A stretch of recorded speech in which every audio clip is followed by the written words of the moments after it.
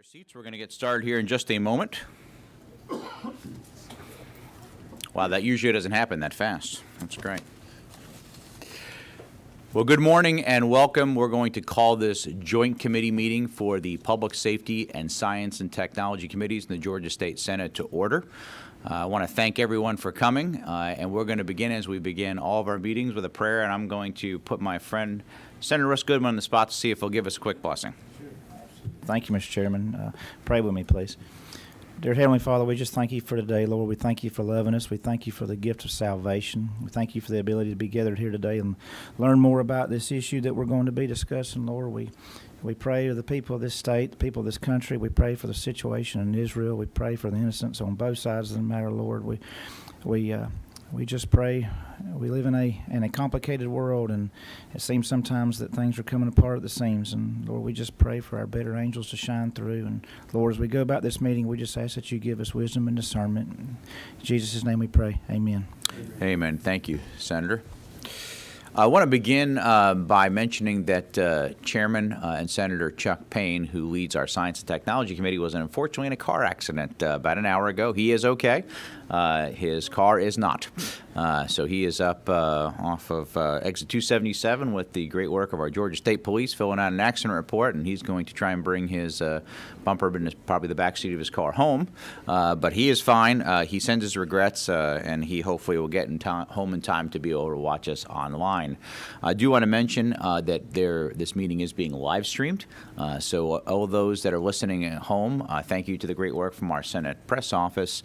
That will be available as well as we capture these via video as well for those that couldn't make either of those. As we begin today, it's important that we educate our committee members. Artificial intelligence is a pretty hot buzzword these days, and being a technology person by background, sometimes we put these big words out there and people don't really understand what they mean. But I want to talk through this a little bit because today the goal is really to begin the education process for committee members. We're going to hear from some tremendous industry experts. I also want to thank a deep personal friend and leader in my community who is helping us do this, which is Ms. Becky Stone behind me. So we've got to really mass a lot of talent into this room. So as we learn and move forward, we'll talk about what some of those goals are going to look like and ultimately key performance indicators. I've spent significant time researching this issue, both here at home as well as some conferences, and I want to help to frame this conversation to start. Some people think that artificial intelligence is kind of a disruptor. And what is a disruptor? Well, remember when Uber came out versus taxi cabs? That was a disruptor. When the iPhone came out, a touchscreen, really changing, putting that computer power in your hand. 3D printing. These were big disruptors. This is more than a disruptor, folks. This is like the invention of the wheel. It's that big, it's going to impact every part of our lives, and it's happening in real time. Now, artificial intelligence in general is not new, though. It has been around since the 1950s. It has just now hit an exponential point of machine learning and growth that is changing the life that we're living today. This is going to bring tremendous innovation to the world and benefit. I was on a call a few weeks ago, and one of the speakers brought up a scenario. And he said that, if we took artificial intelligence, what's called generative AI, and ran it on everything in the public, every person we were treating for cancer, and every group that was researching cancer, we'd cure cancer in a week. Now, was he 100% right? I don't know. But I do know he was not 100% wrong. Now, this also comes with great risk and concerns as well. What is for good can also be used for evil, and we need to be very cognizant as well. We are going to have a lot of meetings to talk about this coming in the next years. In fact, we're going to already schedule one in December as Governor Kemp has called us back into a special legislative session. We're going to have some downtime during that. We want to fill that in and make sure we're doing some good work. Obviously, this impacts how state government will run, how our local cities, counties, school systems will run, our university system. It's going to impact our families. It's going to impact all of our businesses. It's going to impact public safety. And really from a worker perspective, and this is what's very different, if you think about from the Industrial Revolution forward, most of the great innovations impacted the blue-collar workforce. Now, those jobs tend to shift as innovations happened. This will be very different, where it's going to predominantly impact the white-collar workforce. So that is a big change for what we're going to have to think about. And as we are moving forward on numerous workforce initiatives this state, we do have a lot of job openings. So this may coincide very well in some cases. Now, what can we do as a state of Georgia at this point? First, earlier this week, the Biden administration issued an executive order that we are sending information out. Some is in your packet, some will be followed up on email, of how the federal government will tackle this issue.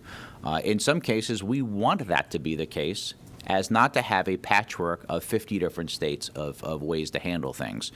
That being said, there will be specific stuff that Georgia will definitely have to work on.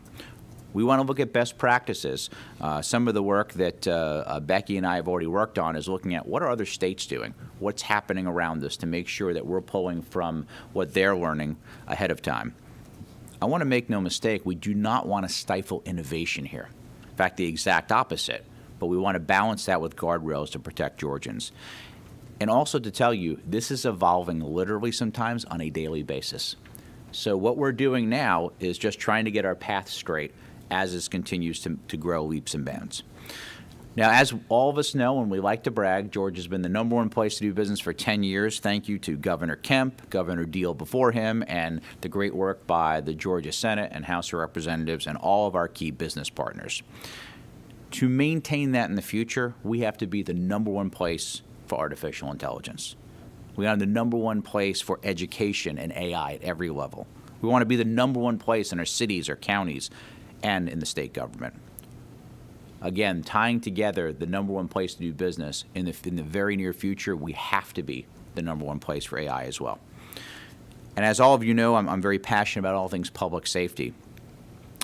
Governance, the evolution from a 911 call to how we will dispatch police, fire, EMS, is going to radically change, and for the better over time, as we can get to people quicker and offer better services, but we have to maintain privacy and all the things that we hold most important.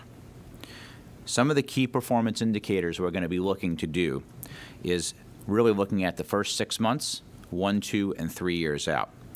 My goal for us in working with the governor, other executive agencies, and all of our counterparts is in 6 months to come up with an AI governance framework for responsible use and make sure that we have parameters set for the state, and we can also assist the local governments that we also serve in state as well as city, county, and schools.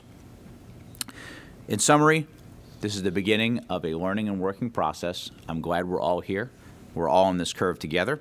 As we prepare to take action in the future, it's my hope that we can continue to work together and leverage all these wonderful industry experts. And with that, we're going to hear from 3 today. We're going to hear from Fred with CGI, Peter with Denton's, and Maria with AWS, and I'm going to let them do a full introduction of themselves. These folks were very specifically picked out because they're going to bring a very unique perspective of what their wisdom and knowledge is, how it's impacting not just the company and firms that they work with, but how they are serving their clients up to and including governments. At the next meeting in December, we're going to hear from people like Microsoft and other folks next. Those will be really the first 2 education meetings until we get to more policy-driven things in January and return to full legislative session. So with that in mind, Fred, if you would come join us at the podium, we're excited to have you here today, and I'm going to let you do your full introduction and take us away. Thank you, John, and good morning, everyone. Good morning, Senators. Thank you for having me here today. I tend to be a little excited about the topic, so if you need to slow me down or ask me questions, please do. I think it's an important part of the process. Quick introduction, and as I'm learning to click here on the clicker. My name is Fred Miskawi. I'm from CGI. We're a Canadian firm based in Montreal, Canada. And I'm part of our global AI enablement team, and I'm mostly focused on AI innovations, expert services, applied AI. So how do we apply these models in the real world? And a lot has happened since December of last year. And I'm going to talk about that a little bit more. And most importantly, I'm going to talk about responsible use of AI, which is very apropos based on what we're seeing today and what's been released over the past 2 days. So the paradox for AI, the challenge that we're experiencing on a daily basis, it's using AI to unlock the value that's inherent in those models and the technology itself, but ensuring that the outcome itself is aligned with human expectations, human alignment, human agency. We want to make sure that we empower our members, our employees with the technology, and making sure that we can also balance the cost that may come with it. So most organizations are strategically unprepared. This is what we've seen. And I have a lot of conversations on a daily basis with clients on that exact topic. So one massive set of discussions that we have is around AI governance and responsible use of AI within the context of the enterprise. But what we found is that there's a lot of unknown about the technology, how to apply it, how to move forward in a way that's responsible and ethical, how to make sure that the output of these models are aligned with our society expectations, and to avoid biases that are inherent to the data sets that we already see in the internet today. So the age of AI is here. I've got a graph here just to give you an example, a little bit of the history of the technology. It's nothing new. It started in the 50s, and 1957 to be exact, the term was coined, or 56 the term was coined. And 1957, the first neural net was born, the perceptron. The neural net is a way to try to emulate the human brain cells. It's a very simple way to represent it, but what we've seen over time, and as we developed and invested in the technology, is that that very simple representation of the human neuron can actually have some pretty massive impact to our society. So as we're growing, you see these spurts in growth in the technology. We've been involved since the 90s, but what's been different really is what's happened over the past year with ChatGPT coming out in December, or the very last day of November. And the reason why is because of this. Prior to that time, AI was really used mainly as pattern recognition. So if you look at the way that you're processing information, just like today, as I started talking, you heard a little bit of an accent coming from me, and then you added a little bit more information of the company that I was from, and you may have made the inference that I'm from Canada. I'm actually from France, so that's a type of hallucination that we see on occasion. But this type of pattern recognition is incredibly important to the technology. So as you think about it, any type of pattern recognition in any data set, in any human information that we've generated over time, is being recognized by these models nowadays. Now, what happened at the end of November, first day of December of 2022, is a realization that these models are not capable of recreating those patterns and generate data, any type of pattern in digital form, that we may need for purposes. And that's been a massive boom to our industry, and has also accelerated some of the concerns that come with the technology itself. Another thing that we've seen over time is through popular entertainment, we've seen a particular set of messages that have been put out about the technology. Terminator, Tron, I would recommend watching Ex Machina in case you have not. That's a movie that came out in 2014. But across that, you see another pattern, which is to paint the technology in a potentially negative way. Now, there's a lot of power that comes with the technology, but we also are very cautious about the impact that it has, and how do we make sure that the output of the models are aligned with our expectations. So as we at CGI have gone through the process over the past several decades, we've learned quite a bit about governance, about responsible use of the technology, and about making sure that the outcome is aligned with humans, with us. And you'll hear that theme repeated quite often, human in the loop. Now, in our industry, so CGI, we're 90,000 employees worldwide, over 10 billion in revenue, and we're in a group of peers that have invested heavily in AI. And the four key elements where we're investing, I think, may be of interest to you and to the state. The first one is end-to-end offering expansion, so the type of services that we provide to the consumers of our services. The second is talent capacity and capability, that's training, making sure that we augment the level of knowledge and understanding of the technology with our members, our employees. And we attract also new talent. And we've seen a little bit of that through the White House executive order, the idea that talent is incredibly important to the growth of this technology, and most importantly, to make sure that the output, the outcome, the value generated by the technology is aligned with our expectations. Go-to-market strategies. And that's the type of nature of the relationships that we need to build, global alliances. You're going to hear from Amazon today, Microsoft in the future, and others. These communications, these relationships are incredibly important because the hyperscalers, what we call the hyperscalers, the very large providers of AI services, and the underlying power for these services are important to the technology and to the growth of that technology. And then operational delivery excellence. So we're reviewing internally the way that we produce value for our customers. That from a financial perspective, CFO is impacted. Every organization within our company is impacted by the technology and will be impacted. So within the next, I'd say 2 to 3 years at the rate we're going, you have a full transformation of the way we do business by leveraging the power of AI models. And again, that goes back to why are AI models so important? Because they recognize patterns and they're able to recreate patterns now digitally. And that means if you're a CFO or if you're in finance and you're building a budget for the following year, instead of spending 2 weeks building a budget, you can create a first draft of that budget in a matter of minutes, and then to work through refining the details and making sure that you're getting where you need to be. So accelerating the expertise curve, this is something that we've noticed on the ground with companies, with our employees, and the other companies or our clients. It's the acceleration of the expertise curve. So when you look at expertise, that's the business that we're in, expertise, it's very important to understand how do we get to a level of expertise that a particular consultant might be able to be built for. And it starts with a formal and informal education zone. So you get through formal education, college, post-college, it could be a trade school. But you go through some form of formal education, and then you go into concrete experience, right? And I'm going to fast forward through this because you guys all know this. But what we're seeing ultimately is this. So with the use of AI models, we're seeing an acceleration of that expertise curve. We're seeing individuals learning new languages in half the time that we used to see even last year. We're able to deploy systems in 6 weeks that used to take 6 months last year. So we're seeing that on the ground today with the companies that we work with. And another thing that it also does, it also makes the top of the field a little bit more competitive. We've got a lot more people now with access to information that also can be experts in their field with putting the energy and the effort and leveraging the right tools. And that means competing with our peers in our industry, making sure that we put that extra bit of effort and leveraging the technology to that next level of maturity to make sure that we continue to be at the top of our field.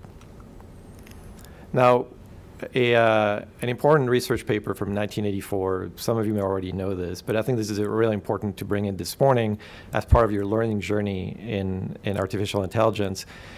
There was a study in 1984 that was done, so no technology, but what they were trying to figure out is how do we get students to the A level from a C level potentially? How do we accelerate the learning process, and how do we improve the outcome? And what they found universally through their data and their trials is that the more one-to-one type of connection you have with a student, the more likely they're going to come out with A's and B's.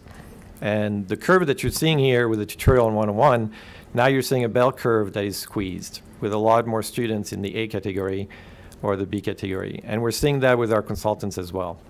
So as we're applying the technology, we're accelerating the learning process, we're enabling them to understand it and to get the equivalent of one-to-one tutoring with an expert in the particular technology that they have to learn.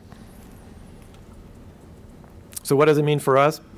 As we're translating that into sample actions, for the end-to-end offering, that's leveraging generative AI in our products to enhance the experience, to provide consulting services as well to make sure that our clients understand the importance of AI governance and responsible use.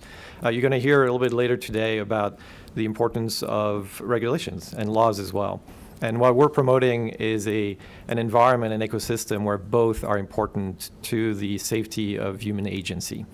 We need both laws, rules, and regulations, as well as companies take ownership of the path forward when leveraging AI. Establishing principles on proper use of generative AI. It's not just when you should be using AI models, but when you should not. So when it comes to students, for example, I do that with my own kids, teaching them when should you use ChatGPT and when should you not. I used ChatGPT 2 days ago to ask for the top 10 questions for a particular test in chemistry, and the answers so that I could ask the questions to my son, and I actually knew the answers because sometimes you forget. So that can help parents to also provide that one-to-one tutoring for students, and we're seeing that with our employees as well.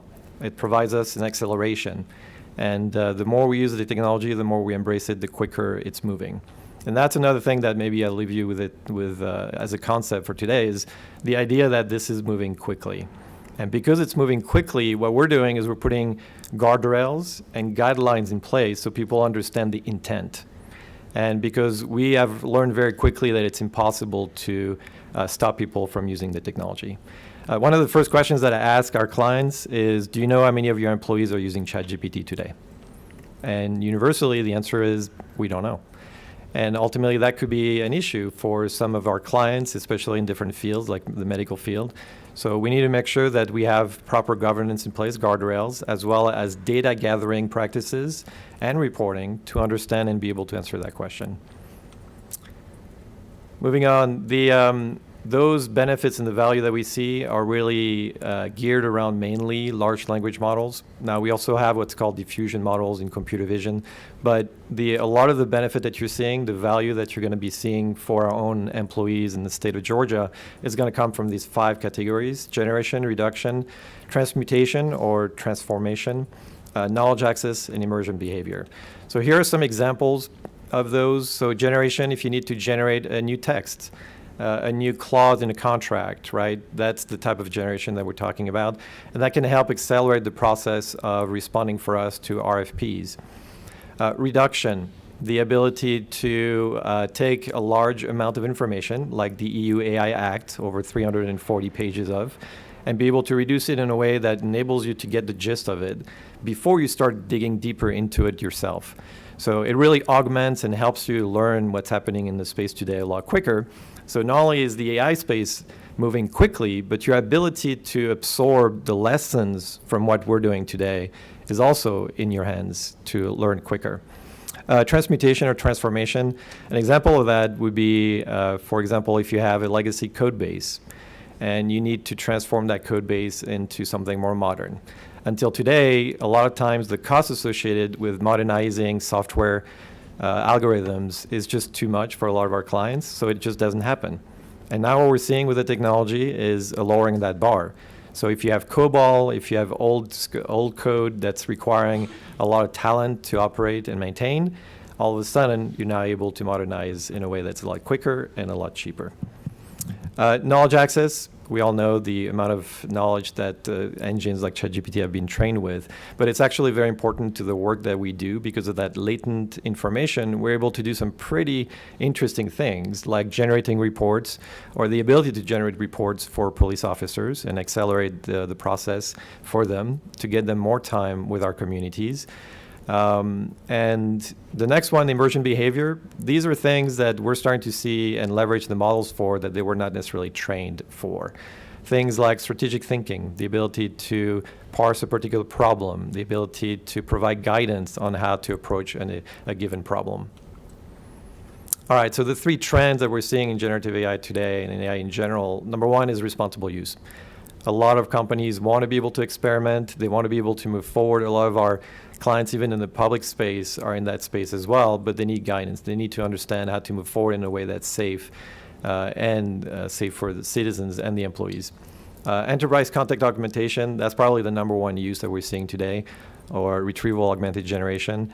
And that's the ability of the models to pull into all of your documents, PDFs, Word documents, PowerPoints, and for you to be able to ask those questions. What happened last month on this particular topic? Or can you give me a summary of this particular policy? And what this means as well in the public sector is the ability to train new individuals very quickly. And the ability to retain talent and understanding and knowledge and expertise that may have been working in the government for 20 plus years, now retiring. Now you have the ability to tap into some of that expertise in a way that's a little easier than what it was before. And scalable, modular, cost-effective architectures for greater adaptability. What this means really is what we're seeing is it's not one ring to rule them all. We keep talking about ChatGPT, but there's Claude 2, there are others. Amazon has Bedrock in terms of the environments to build these models and experiment with them. We've got Vertex AI from Google. What we're seeing is a democratization of AI compute, where you're going to have an entire multi-model ecosystem that is being built for checks and balances, when you're going to have specialized models that focus on security, specialized models that focus on policy, and making sure that the models used in the space are doing the right things. So that diversification in models, you're going to see an acceleration of that. All right, so now the responsible use of AI framework. At a high level, what we're seeing with our clients, it's this necessity. We want to make sure that we retain and we become the best steward of our clients' data and the rules and regulations that go around it, and making sure that they don't get in trouble. So one very important aspect is here in this slide, the three concepts of human in the loop, human on the loop, or human out of the loop. That came out of AI training, but what we did is we took that concept out at the strategic level. And what we're saying is, in terms of ensuring human agency and to minimize negative impacts of the technology on our populations, we got to keep the idea of human in the loop. How are humans involved in the value generation process of AI models? And what we're doing is a lot of automation. So you may have heard in IT, we do a lot of automation, robotic process automation. Processes that used to be very manual may have taken 2 weeks. We're able to automate them in a matter of days, hours. But the important through the process leveraging AI models is to make sure that humans remain on the loop, aware of what's happening, aware of how it's been produced, the value has been produced, and be able to trace exactly the decision-making process and be able to potentially replace the value that was produced because it's no longer aligned with human agency. So the last one, human out of the loop, is something that was used in terms of automation when we're automating full processes end-to-end. There is no case that we've seen today where human out of the loop is desirable or necessary. Even if you send a probe out to the next solar system, there will still be telemetry being sent back to our solar system. It may take some time, but we'll be able to be and understand the value that that probe is bringing to us, humanity. So that concept we're applying to everything that we do at CGI, any processes and development. And how am I doing on time, John? You're doing great. All right. So when we work on contracts, I ask myself these very simple questions. And I ask myself, do we have control? Are we able to pause the AI model? Are we able to stop it or undo what was done? Can we repeat it? Do we understand the decision-making process for the AI model, and can we repeat it? Can we trace it? And in a lot of cases, we have regulations, financial industry and others, where we have to show how certain decisions were made and be able to trace it and understand where the data came from and be able to trace it all the way to the output. And most importantly, is it secure? Not just secure from the outside, as we know security is a prime concern for all of us, but also from within. Can the model start calling APIs that it was not designed to do, it was not supposed to do? Do you have the right level of control internally to make sure that some of the more scary scenarios don't come about? So then that's where our AI service lifecycle comes into play. We're starting from identifying the problem, and I'm not going to go into the details here, but what I'm going to say is this. The data flow is incredibly important. As Senator Albers mentioned earlier, when we're looking at the data and the technology, this is akin to the internal combustion engine. And we're seeing data as the digital black gold. So these models are consuming data, quality data. They need to be unbiased data to make sure that the output is where it needs to be.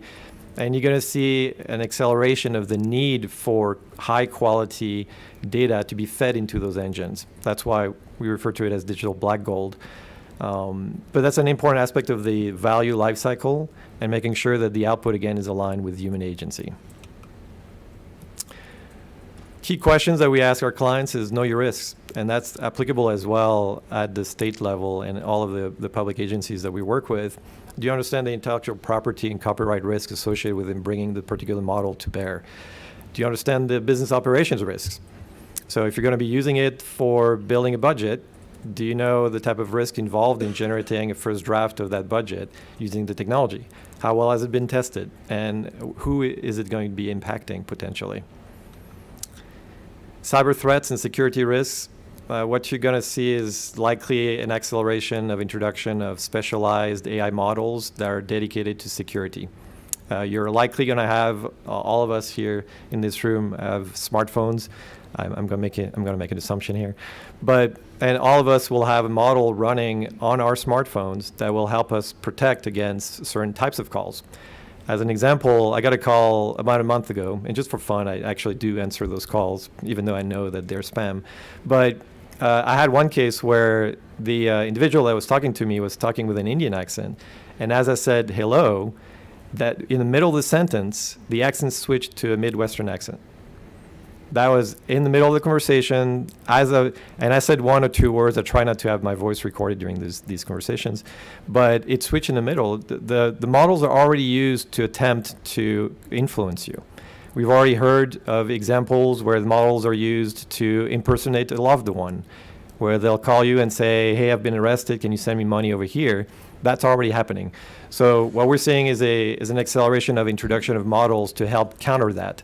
So now what you're going to have is an acceleration of an arms race. You're going to have the bad guys that are going to be developing their own models outside of the confines of our legal requirements here in the US. They're going to be used to attack us, and we're going to have to find ways to defend ourselves. And the best way to do that is to use the same technology. Data protection, privacy, and confidentiality risks. Do we understand where the data is coming from, the bias inherent to the data? And as we've all talked about over the past several years, the importance to make sure that these decisions are not biased against any given group within our society. We take that very seriously, and we understand that these biases are inherent to human behavior. They're just there. And we also see biases within the enterprise that we work with, in some cases that need to be reinforced because of the nature of the type of business that they have and the nature of the value that they produce. And then you've got and you'll hear more today about legal and ethics risk and compliance. So here's some examples. Google's responsible use of AI principles. You got the 7. You can go to the website and you'll have a copy of the slides and you can read them and you can dig into them. I would recommend it. It's really interesting to read, and it also provides some guidance on what the path forward might be. Microsoft is doing the same. I'm sure you'll hear from them in December on that topic. They have a really good website where you can dig into further what this means and why this is important. And what we did is we summarized a lot of that into 3 core pillars. So trustworthiness, ethical, and robustness, and just kind of bring them together into groupings. And that's just easier for us and our members and our employees to kind of remember them. But ethics is an important aspect of what we do based on the nature of the industries that we serve, and it's across the board, from medical all the way to finance and retail services.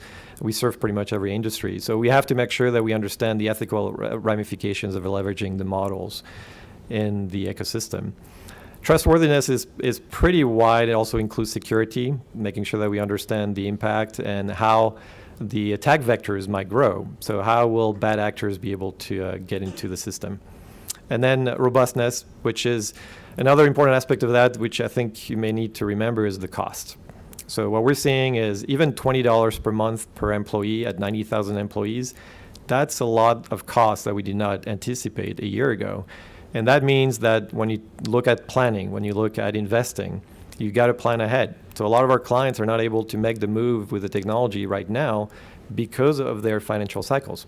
And that means that instead of introducing the value in 6 months, it might be 12 months. So we're seeing some of that. Cost is a major component of what we do today. A little bit more detail around the 3 pillars, and you'll be able to see that in the literature. But we want to make sure that we have a full end-to-end approach of the responsible use of AI in the space. And the holistic approach to the AI value lifecycle, so AI strategy, governance, and operations. 3 key topics that come back with every conversation we have with clients. In some cases, even if clients have been using and experimenting with AI models, they're still lacking the maturity in terms of the governance to ramp that up, to scale it up. And that's where these approaches become important. So for the state level, at the state level, having the right level of AI governance and strategy will enable to put in place the right guardrails to feed into the engine, to accelerate the process of leveraging these models. All right, future outlook. Three trends based on what we're seeing today, going back to large language models and being great pattern recognition engines. And now we're going to generate a little bit of pattern recognition here. But clarity and transparency of human AI interactions. We see a lot of experimentation on how humans interact with AI models. It could be a chat interface. It could be kind of an invisible interface that really kind of assumes what the human is looking to achieve and then provide guided questions. Enhanced governance and monitoring, that's automation. So bringing automation in the governance process, making sure that our organizations that we work with have a clear understanding of what's happening within the organization. And decentralization, modernization of AI ecosystems. You're going to have edge computing become very important with models running on phones, we're running on laptops, running on internal data centers, as well as public cloud environments. All right, 3 suggestions for a path forward. And this is based on the conversations that we've had with other states as well and commercial entities, establishing your own state's responsible use guidelines. Number 2, keeping the concept of human in the loop at the center of the discussion. So as you're coming up with guidelines, rules, and regulations, how are humans served? What is the impact to human agency for that particular process? And how do we make sure that we don't stifle innovation? And we help accelerate the process of embracing the technology. Why? Because if we don't, like I said, a lot of these models are being developed overseas, and we need to be able to fight back against some of the threats that we're seeing today. And finally, enabling the acceleration of expertise curve. So for us means the trainers that we have within the company, means our employees, and for the state would mean students and educators. Very last slide, and I'm going to cover this with a concept. I talked about the HG rating, the human-generated rating, so 4.8 out of 5. The reason why I'm putting this here is because of the transparency component of what we do. It's important for all of us to understand and know when generated content is being consumed. It's important for us to understand if there's a particular text, legislation, or contract that we're reading, how much of that was generated by an AI model. That transparency is not only helpful for us in human agency, but it's also helpful when you're training models, because synthetic data can have negative impact on the accuracy of the output of models. So we want to know that the data sets that we're leveraging are clean. We want to know and understand where those data sets came from, who generated those data sets, to make sure that the biases that may have been there when the training occurred are no longer taken into account when we train the second and third and fourth model. Because that's what we're talking about. We're talking about models being trained to train other models. So having that transparency, human-generated rating is important to us, which is why I added it here. Thank you, everyone. Thank you so much. That was a very comprehensive presentation. It was a lot for folks to absorb. I want to bring you back to some of the earlier conversation that you talked about. So from a timing perspective, one of the things that you mentioned was in 2 years from now, developing that budget, which may have taken a team of people to do, many weeks or months to do, now may be done in a matter of minutes without all that input to begin that first round.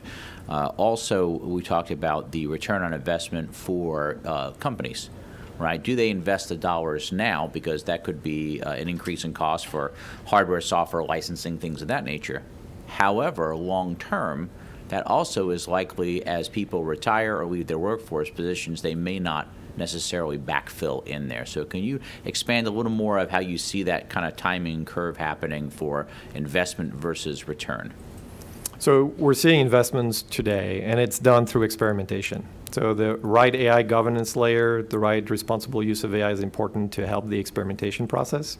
And through the experimentation process, an iterative process, you're seeing what works, what doesn't work, what helps, what's aligned with our particular goals for the organization and what's not. So we're seeing that today. And that's leading to realization that, oh my God, could actually be incredibly helpful for this particular budget process, for this particular aspect of the process that we're involved with. So now we're seeing planning for deeper investments on the heels of that iterative experimentation. So that's a lot of what we're seeing. I anticipate, based on what we're seeing, 12, 18 months, you're going to see some heavy investments in the space. You're going to see investments also in open source models for pure cost reasons, and an evolution of a multi-model ecosystem. And did want to touch on education again as well. You know, you brought up the model of how 1-to-1 ratio really can improve a student's success factor. So typically, education is the largest part of our budget here in the state of Georgia. In a traditional classroom of 20 kids, there are 4 kids that are excelling.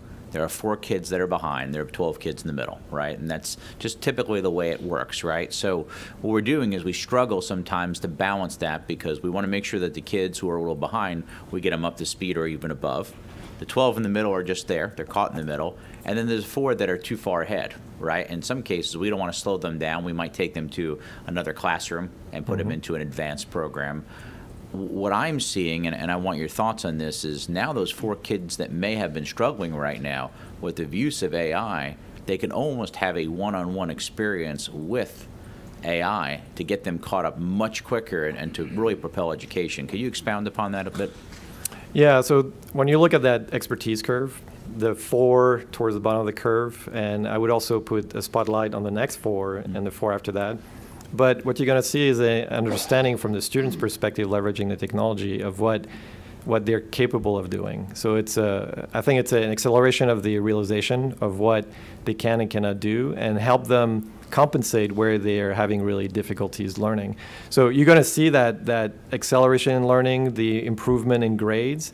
But what will happen to the next 4 and the 4 after that will be the realization that going to the next layer of maturity, of capacity and understanding in the particular topic will open doors for them that didn't have open before. And now, and the 4 that are at the top of that curve, as you mentioned, they may go to the next class, or they may stay within the environment because they feel that they're connected to the students within the class.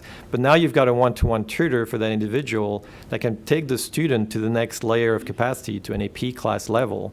And then, because this is used across the classroom, you're going to have data, a deeper understanding of where the class is and the type of difficulties that they have. There might be a particular concept that the educator covered, but the way it was covered just clearly did not resonate with the students. An AI model can help compensate for that and realize that this is a problem across the class, and help not only those bottom 4 students, but also the entire class. And that's why you see that kind of that squeeze of the curve and the overall grades for the class to go up.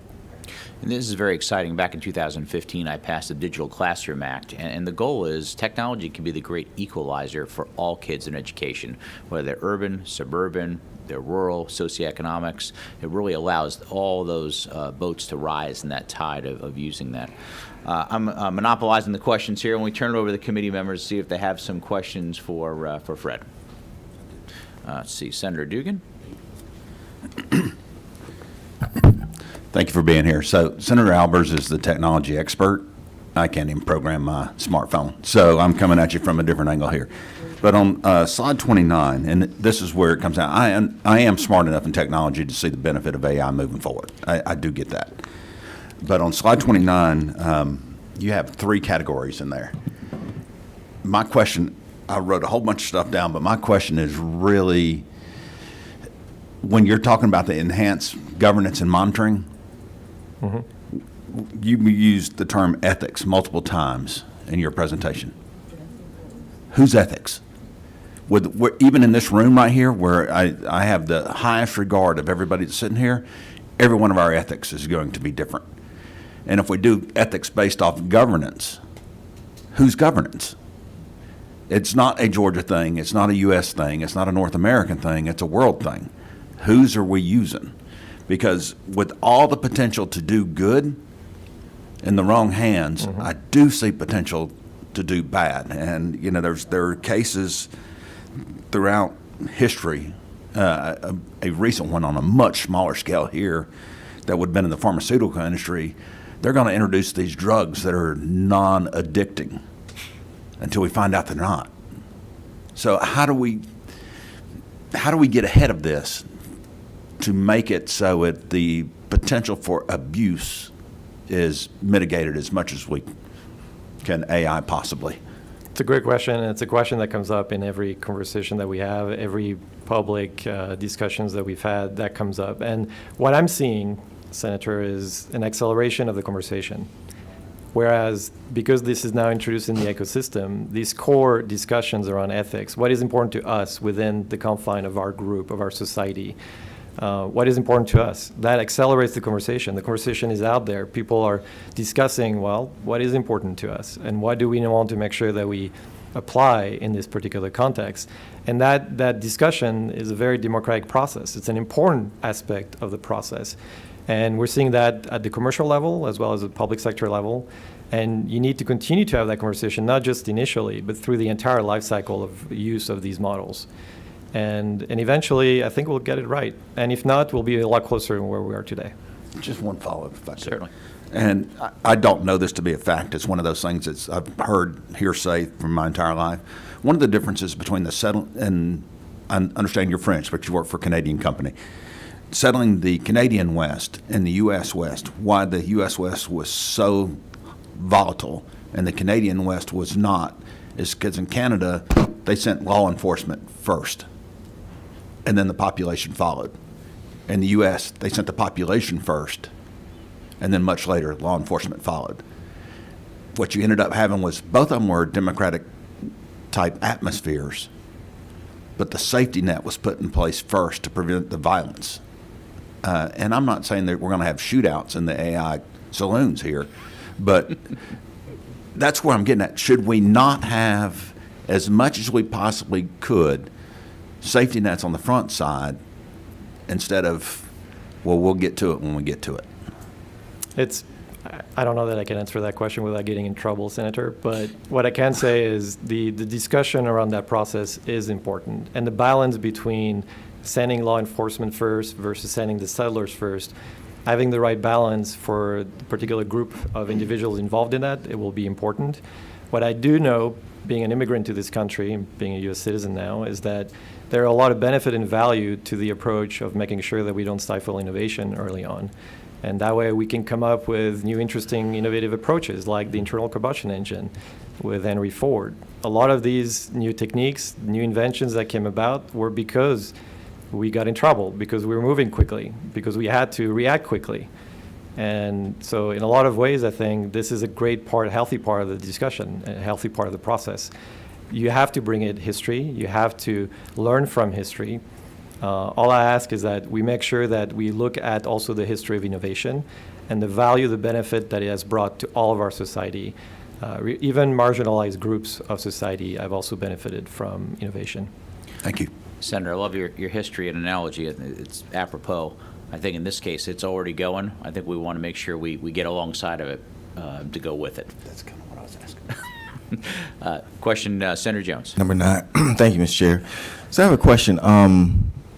In any organization, a lot of times when somebody leaves after they've been there 20 years or so, we say, man, that institutional knowledge is leaving.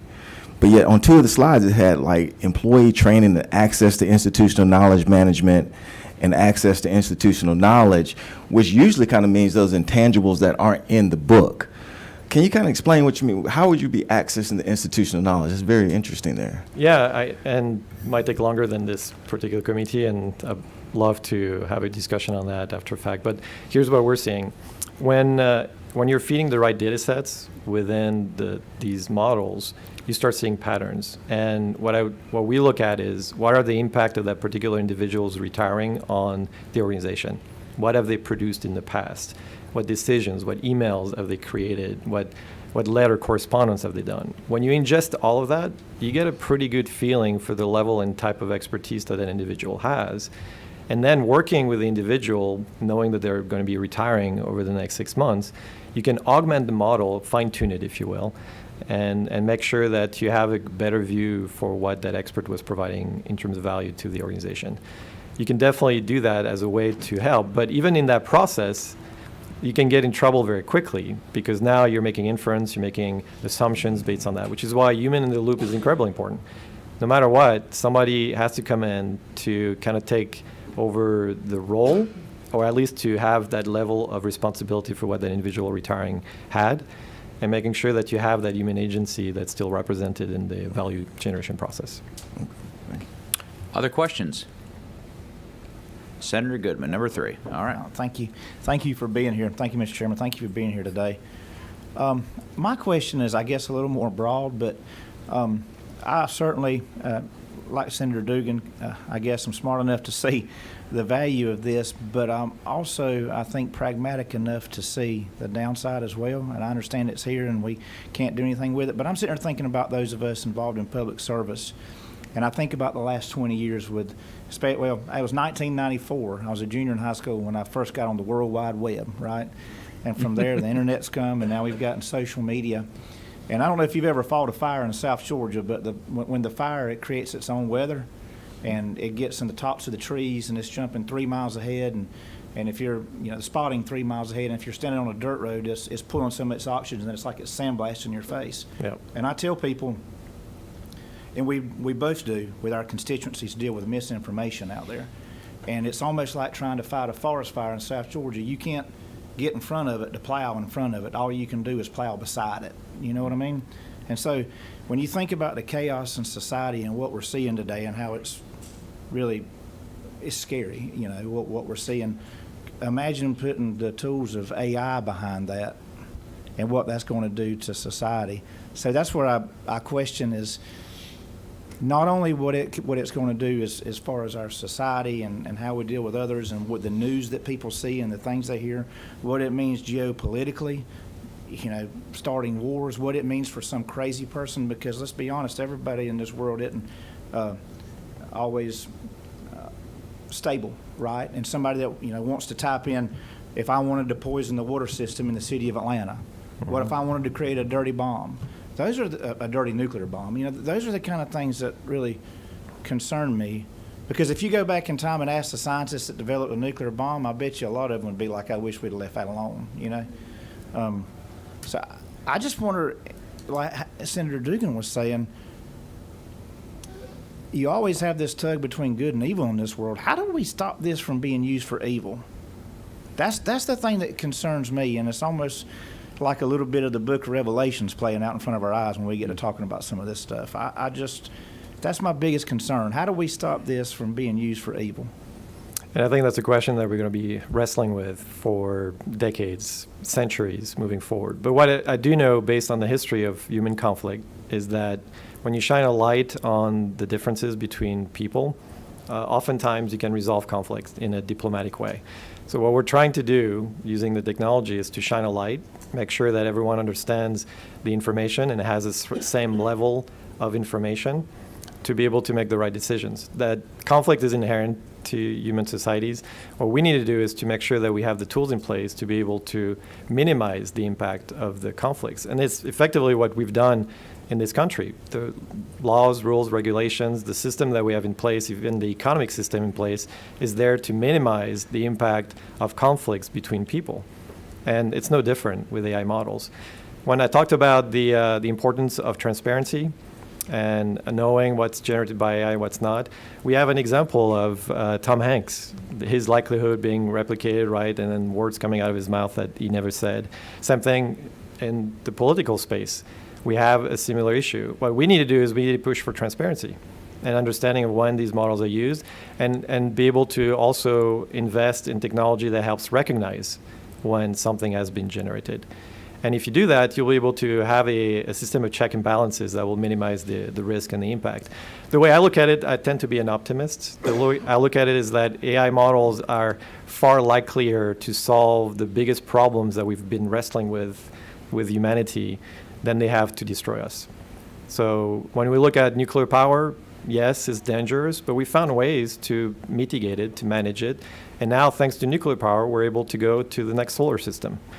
We got to do the same thing with AI models. We got to put enough guardrails in place, put human in the loop, make sure we keep supporting human agency to make sure that we minimize the impact and move forward. So that's my take on it. But you're right, there are a lot of risks associated, and those risks, whether we like it or not, are there. It's out, the genie's out of the bottle, and what we're doing in the industry is to mitigate those risks, put in responsible use of AI, putting governance, putting models in place to validate that these policies are followed, and through technology, we're able to manage and mitigate the impact of technology. Exactly while we're having these meetings, Senator. Thank you. I'm going to go to one final question from Senator C. Thank you for all of what you've shared. My biggest concern, though, is having gone with seniors when we embracing or were not embracing technology. I see this as being another hurdle we're going to have to get through with that age population.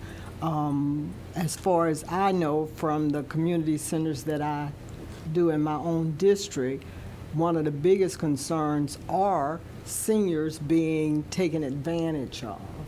And that would be a scary thing for them, well, us, because I'm a member of the senior group. But speak to me about that, if you will, or if you have anything to actually add as an addition, because I literally had a study committee where we had to, well, I was able to get some tablets to start helping seniors embrace technology. And then when the phones came out, look, most of them all have cell phones now and are dealing with that. But that is a group that concerns me. And you're right, it is impactful. For those of us in technology, we have not been necessarily kind. And as we move forward, the user interfaces, we're not necessarily following the exact need of the populations that they were serving. Part of my background is in human-centered design. And that's why, one of the reasons why I put this here on this particular slide, the interaction between humans and AI. What I've seen on the ground right now is that the way that you interact with the technology is a much more human, natural way. And therefore, it's actually easier to get value from the technology now through these chat interfaces than they ever were before. And what we're seeing is the technology evolve into a kind of operating system for interacting with computers. Whereas before we had clicks, right? You had to figure out, well, how do I get this parameter going, which alienated a lot of the users. Now you can actually ask the model, hey model, I would like to be able to book a cab to go to the restaurant to go see my grandchild. And it will help you through the process. And so what we're seeing is a next layer of abstraction above the technology that you've seen over the past 30 years to make things actually easier to interact with the computer, which is why we're seeing that as more of a new AI operating system. One of the things that I want to mention while we're talking about this, and this is not just for the folks that you're working with in your district, it's for everybody here and anybody listening. Each one of your families needs a code word. And I mean this sincerely. And you do not email it to anybody, do not text it, but make sure they know it. Because for a long time, it started with senior citizens. They were preyed on. Typically late at night when they were sleeping, they get a phone call. This is your son, your daughter, your grandchild. Somebody's kidnapped me or they're threatening my life. I need you to send me money right away. The difference now is it's going to be a FaceTime video. They can do this today. And it's going to look exactly like your family member. And it's going to sound exactly like your family member. And then somebody's going to have a gun to their head. And they're going to say, if you don't wire $10,000 right now, I'm going to kill them. If you don't have something to know that it's not them, because it's going to come from their phone number, then you're going to have yourself and them in peril. So please take this as a good opportunity to work with your family. Come up with a code word that everybody can remember, but nobody shares outside of verbally to protect you and your family, and especially the folks in our senior community. Fred, thank you so much for this incredible work. We're going to obviously make sure everybody's got a copy of your presentation, both digitally as well as in paper copy. Oh, well, we got one more. We have one more question or not? Yes. Okay, one more question. Senator Jones. Going back to that institutional knowledge question I was asking. So like when I used to be a solicitor, I was dealing with prosecution. And if I kept my case count down, what you're saying is you would interview me, find out how I kept my case count down, but you could also look at on my computer how I prioritize my cases. So my question then becomes, you wouldn't necessarily have to bring me back in as a consultant to talk about how to prioritize cases. So I give you all this data, which you're going to be able to extrapolate out, and know how I would do it to keep new solicitors keep their cases down. Am I going to be paid for that information? I mean, I'm just curious. And I'm assuming you're referring to the potential impact on Yes. jobs within our society and the particular roles that may be displaced. We are already seeing roles being displaced to some extent. What we're also seeing is a new generation of roles that are being created in order to deal with it. So in the case that you mentioned, the prioritization of cases and the consulting services that might be needed to make sure that you augment that process. what we're seeing is, in a case like that, what I would recommend is to make sure that the model that's providing that type of guidance is also very transparent so that you know how this came about. And for the consultant that was working specifically on guiding and providing feedback in that space, to make sure that their work within the industry, leveraging AI models on how to get to the next layer of maturity. Just like we're seeing with AI models, which is this new stack layer above the old technology that's now kind of acting as an operating system to translate it. You're going to see this next layer being developed with people that use AI models, where you're going to need people that are able to converse and be able to advise and consult on how do I best use the technology to get to this next layer. And that's what we're seeing on the ground today. So yes, it's a question that's in the news, and it's right. There will definitely be impacts. It's not quite known at this point, the level and the type of impact. I think there's things that we can do to mitigate the impact. But if there's one thing that I've seen this year based on working on this day in and day out is that it's a very evolving field that is generating different needs for new types of skills and new types of people. So for me, and I say that to our employees quite a bit, and you probably have heard this, it's not an AI model that's going to take over your job. It's going to be someone sitting next to you that is using an AI model that's able to produce the same thing you're doing 40% faster. And we're going to see more and more of that. And that's why all of us will be using AI models morning to evening to help guide, to help protect, and to help strategize in a lot of cases. Again, Fred, thank you so much for this great presentation. Again, we'll be sending your information out as well as contacts so we can follow up.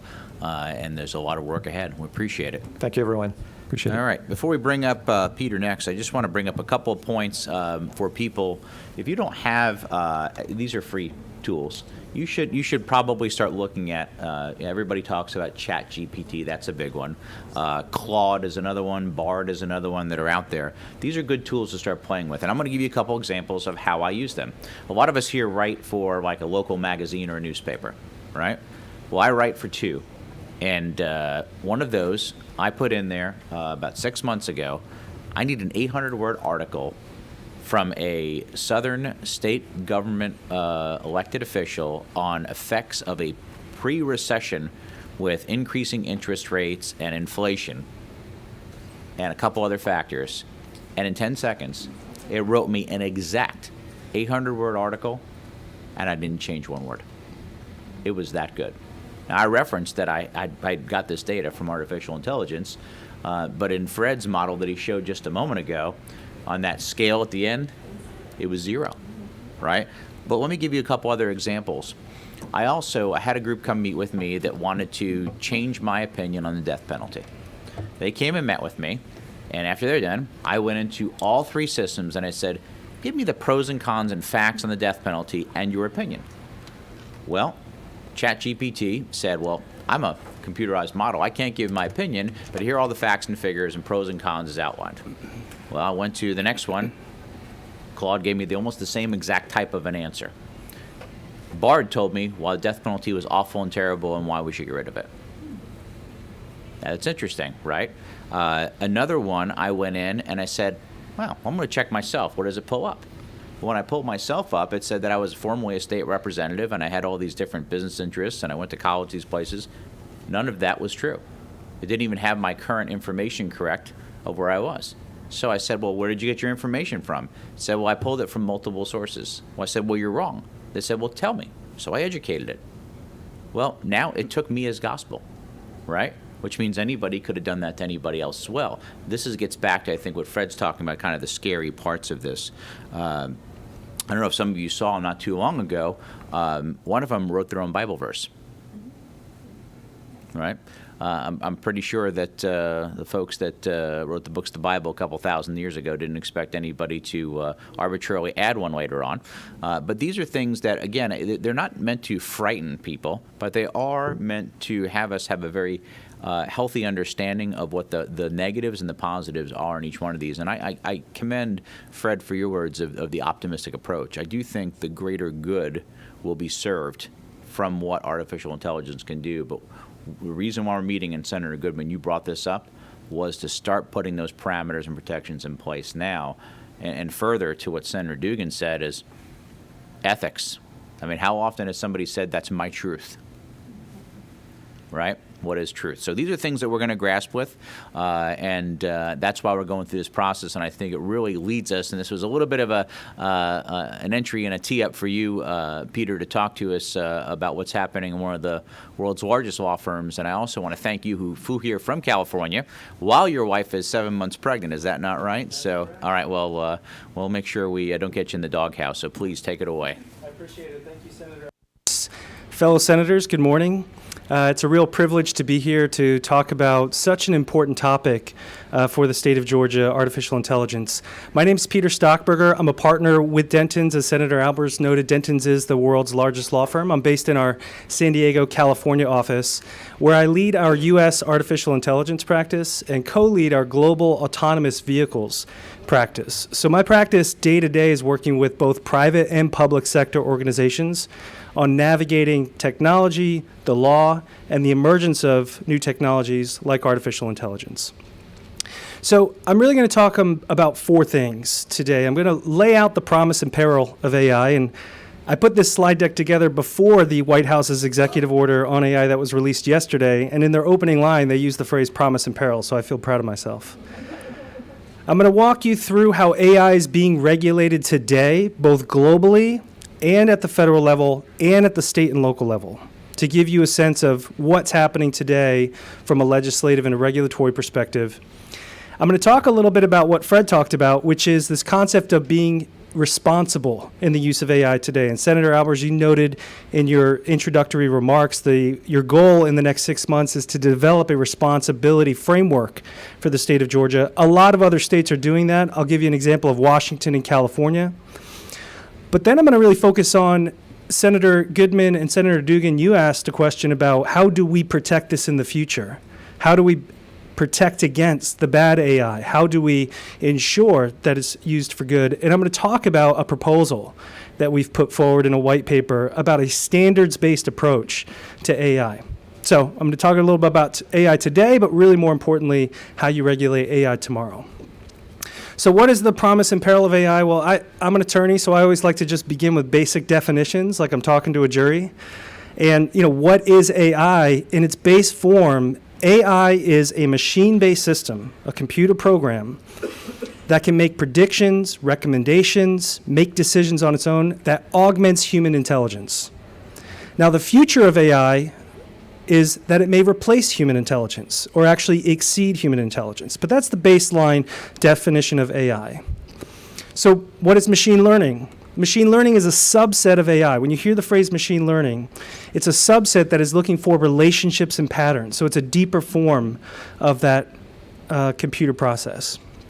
And then deep learning is the next level of machine learning, which is a set of neural networks. Fred mentioned it. It's replacing the human brain, layered AI, to give you deeper analysis, deeper assessments on data. Generative AI is what we're all talking about.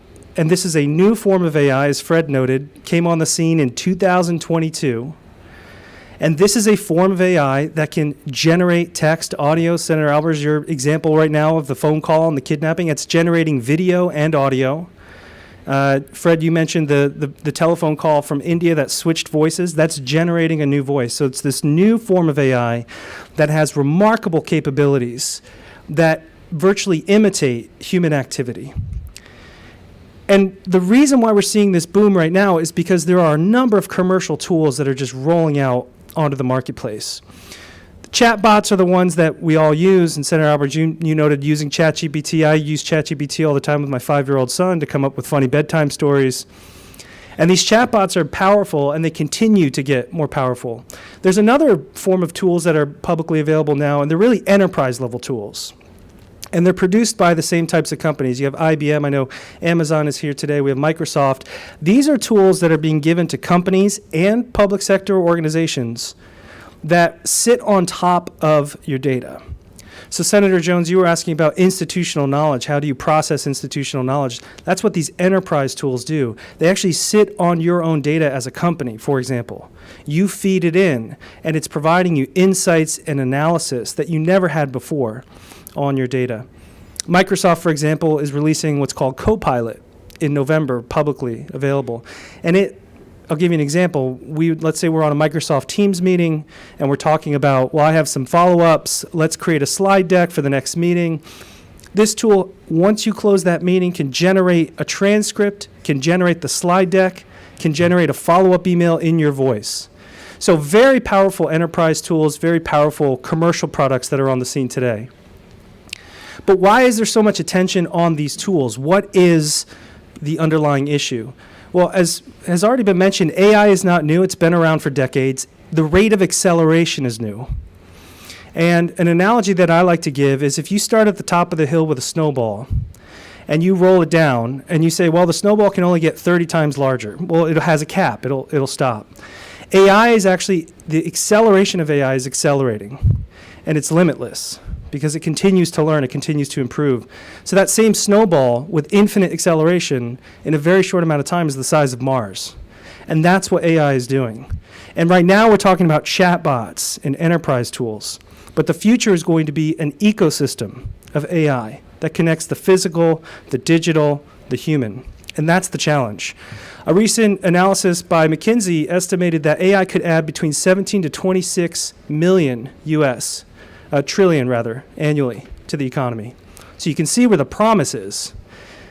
Extraordinary promise across every sector, across every industry. There is significant risk. And the risk is something I think we all know instinctually. There's privacy risk. There's loss of employment. There's disruption in industry. There's IP risk. There's copyright risk. We already see a number of lawsuits right now pending in courts against some of these larger companies by authors. The author of Game of Thrones sued these makers, saying that when you run a search in the chat and you say, write me a story about medieval Earth, you're pulling from the Game of Thrones script that was copywritten. And therefore, it's a violation of federal copyright law. Those cases are percolating. There are other cases, for example, against Workday, which is the large HR system. And that's pending in federal court in the Northern District of California, alleging that their job applicant search tool that employers use was trained on discriminatory data. Therefore, it's a violation of Title VII of the 1967 Civil Rights Act. Those are some of the legal risks that we see. But where we're starting to see the promise and peril really sort of coalesce is in industry, in certain sectors. We've already mentioned education. Education is a critical point. For example, in New York the New York public school system took the position early on that they were not going to use AI, and then they realized that students were already using it, teachers were already using it, so they changed course, and they developed a responsibility framework, and they developed guidelines for teachers. There's actually a news story just a couple months ago about public schools in Georgia using AI to teach students about different options and different topics. So education is a real accelerating industry using AI. Employment is another one. These tools are remarkable in scanning thousands of resumes online to search for the ideal candidate for your job posting. You don't even need people to apply for a job. It goes out and finds the right candidate. And these people will often, when they apply for a job, interview with a video system that analyzes facial gestures. Oh, this person looked off to the left too much. They may not be trustworthy. So there's a real disruption in the employment space. And the EEOC, for example, has come out with some very strict guidance on mitigating bias under the ADA and Title VII when using these tools in employment. Healthcare is another area. I work with a lot of large healthcare organizations, and the promise of using AI in healthcare. Senator Albers, you noted about the conversation you had on the potential to cure cancer, but it's even more basic than that. It's in the clinical space. They are testing AI right now and just responding to patient questions. Doctors are always flooded. You probably all have, through your healthcare system, some ability to send a message to your doctor now online through this email inbox. And doctors are inundated with these messages. They're using AI to respond to those messages. So you think you're getting a response from your doctor, but it's the AI tool that was trained on your medical records. So the promise in the clinical setting is there. The promise in the operational efficiencies are there. We're seeing it in insurance, in setting rates, which is highly controversial, and we're seeing state insurance commissioners really dive deep on this to set guardrails around using AI in insurance.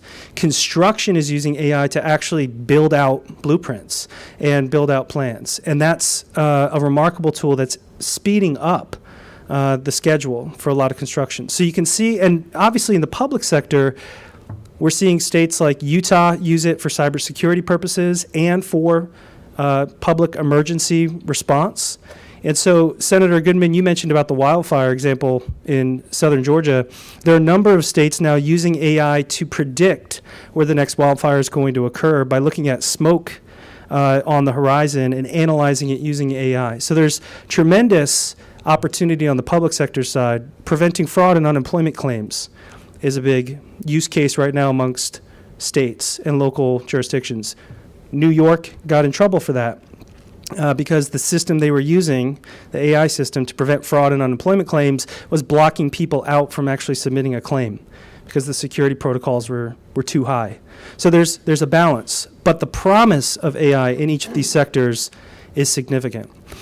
So we understand the benefits, we understand the potential downfalls. How is it actually being regulated? What's happening today? And I think what we're seeing right now is a global struggle to understand how we should regulate AI. The G7 came out in May of this year and said there needs to be an international standard developed around AI. The G20 recently released a statement advocating for the same. And what we're seeing at the global level is we're really seeing regulation break down into 3 buckets. The first bucket is a risk-based approach. This is what the EU is doing. They're essentially with the EU AI Act, which is this significant piece of regulation that's being developed in the European Union. It's currently in draft form. It's being negotiated at the European Union level, but it would be a regulation that would apply to all EU member countries.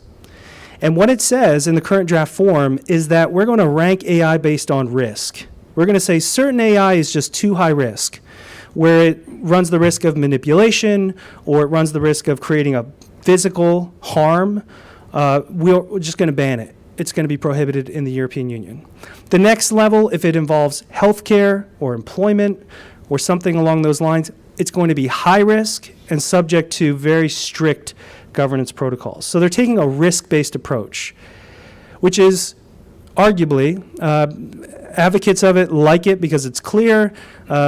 People who oppose it are saying that it's too prescriptive and it's too looking at the now, and it's not going to contemplate the future of AI. For example, the first draft they came out with of the EU AI Act didn't contemplate generative AI. So they had to go back and rewrite it and renegotiate, showing you how this law is being developed. Right now it's in draft form. It's being negotiated. We're anticipating a final draft at the end of this year to potentially be passed by next year. If it is passed, it would be the first global AI regulation that applies beyond just a simple nation state. That's the risk-based approach. Canada's adopting that approach. Brazil's adopting that approach. The U.S. is contemplating that approach. In some of the U.S. Senate hearings that Senator Blumenthal is running, there have been several senators advocating for a risk-based approach. So that's one bucket. The next bucket is more of a market-driven approach, and that's the approach taken right now by the United Kingdom. This week, actually tomorrow, they're hosting the UK AI Safety Summit, which is being seen as a remarkable event in the AI community. There's 100 leaders of AI being invited by the Prime Minister to discuss the very issues that you all are asking about today. How do we prevent the future harm of AI? And the UK's approach, they've released a white paper where they say we're going to take more of a market-driven approach. We're going to be a lighter touch. We're going to let different industry work with regulators to find the right fit. We're not going to take a one-size-fits-all risk bucket approach like the EU. Now, there's probably a lot of politics going on, UK wanting to be seen as more of an innovation hub than the EU, but that's the UK's approach. And there are advocates at the US federal level for that approach. So that's where some of the tension is. The final approach is central management, and that's China. China has come out with very robust and draconian regulations around AI and generative AI, not surprisingly. And so that's the third bucket. We don't really see many other jurisdictions talking about that approach, but those are the 3 buckets that we see globally. Now, in the U.S., we've got really a moving target happening right now. At the federal level, we do not have a federal AI law yet. That is currently being worked on. Senator Schumer announced this year that they are holding AI listening forums, very much like this meeting here, to understand how federal legislation should be developed around AI. And Senator Schumer publicly stated, we cannot draft legislation around AI like we normally draft other legislation. Technology is moving too fast, so we need a different way of approaching it. It remains to be seen whether they'll find a different approach to drafting legislation. For right now, we see Senate hearings, House hearings, and these listening sessions. There are several bills that have been introduced. Senator Blumenthal and Senator Hawley, for example, have introduced the idea of a licensing agency at the federal level, similar to the FAA, saying if you're going to launch or develop a high-risk AI system, you need a federal license to do so. So there are multiple proposals being bandied about. The White House has really been the leading the charge on this. In last year, they released a blueprint for AI rights, which really started the conversation around federal approach to AI. The White House directed federal agencies to enforce current legal frameworks on the use of AI. So that's why we saw the EEOC, the FTC, the CFPB, all of our favorite alphabet soup agencies came out and said, everyone in the ecosystem, we will enforce our current laws on your use of AI. So the FTC, for example, said, don't overhype AI. We will find that to be an unfair business practice. If you go out and promise AI can do something and it can't do it, it doesn't matter that it's a new technology, we're going to hold you accountable. The DOJ has said the same thing around Title VII. Interestingly, at the federal level, we've seen an AI risk management framework released by the National Institute of Standards and Technology. This is a standard-setting group within the U.S. Department of Commerce that is charged with developing technical standards for the government, for federal agencies. And they most famously, back in 2014, created a NIST cybersecurity framework, which is often used by public sector, at the state level, local level, and private, to benchmark cybersecurity resiliency. So you use this NIST framework, measure yourself against it, and we actually see written in the law, states will say baseline reasonableness for cybersecurity is alignment with the NIST framework. So NIST is often used as a benchmark. In January of this year, NIST released an AI risk management framework where they say if you are going to be using AI, you should measure your risk against this framework. So there are some states right now considering bills that would say at the baseline, if you're going to use AI in our state, you need to benchmark yourself to the NIST framework as a reasonableness standard. So that's active right now out of the Department of Commerce. At the state and local level, we see a lot more activity. And states are really taking a number of approaches. Since August, governors in a number of states have announced executive orders around exploring AI in the state. California is an example. Governor Newsom recently issued an executive order outlining a plan to conduct risk assessments, to get studies conducted on the benefits and the peril of AI for use in the state. We also see governments at the local level implement responsibility frameworks. So Senator Albers, you mentioned this 6-month outlook for this group to develop the AI governance framework. Cities are doing that. Washington State has done that. They're also developing procurement guidelines. So if you are going to be using a vendor as the state who utilizes AI, what are the contract provisions that have to go in there to ensure responsibility use? Washington has a procurement guideline that they've developed. They're also states are forming task forces and working groups, not unlike this joint committee meeting, to explore the use of AI in the state. And we also have bills proposed to address high-risk industries, so employment, healthcare, financial services, specific laws to say you can or you cannot use AI in this particular space until we get our arms around the issue. So this concept, I'm going to talk a little bit about what this concept of responsible AI is, which is what all the states are starting to coalesce around, and the federal government. But then I'm going to actually propose this concept of responsible AI is a Band-Aid. It only scratches the surface, and it actually will not address the future trajectory of AI. So what is responsible AI?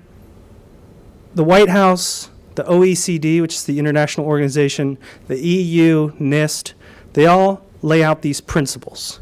And they say anytime you develop AI or use AI, you should do so in alignment with certain principles. And Fred mentioned Microsoft has their own AI responsibility framework. Google has theirs. Denton's, we've created a responsible AI framework to help clients navigate this space. But really, I break it down into 4 principles. One is AI should be valid, it should be reliable, it should be robust. So Senator Albers, you mentioned about using ChatGPT and it said things that were incorrect. Has a validity problem. So there's a famous story of a New York lawyer who used ChatGPT to file a brief with a New York court where he submitted fake cases that don't exist. Because he used ChatGPT and said, find me 5 cases that discuss this issue and come up with this rule. And it spat out case citations, pin cites, very much looked like real case citations. And the court came back and said, we searched and we can't find these. And he had to file a declaration saying, sorry, I used ChatGPT. It looks like they were made up. That's a validity problem. So if you're the law firm using ChatGPT, from a risk responsibility framework, you may say, we can't use this tool because it has a validity problem. Therefore, under this responsibility framework, it's a no. So that's the concept of this responsibility framework. It gives you a prism to view whether or not the AI can be used in your environment. Safety and security are obviously key things. Transparency and explainability. This is the hard part. Do you know how the AI came up with its decision? And the current generative tools that are on the market right now are referred to basically as black box models. Even the makers of these tools can't tell you how it came up with the result. And that's because they're operating very much like neurons in our brain. We know that neurons tell us, they tell me to move my hand like this, but we actually don't know how it happens. And that's very much what's happening with a lot of these models. And so transparency is a problem. The EU AI Act, for example, says that citizens of Europe will have the right to demand that an AI developer disclose how the model was developed and how it came up with the decision it came up with. And several of the large model developers in the world said, if that's the final text in the law, we just can't operate in Europe because we can't satisfy that requirement. So this concept of transparency and explainability is the wall that everybody's running into right now in using these tools.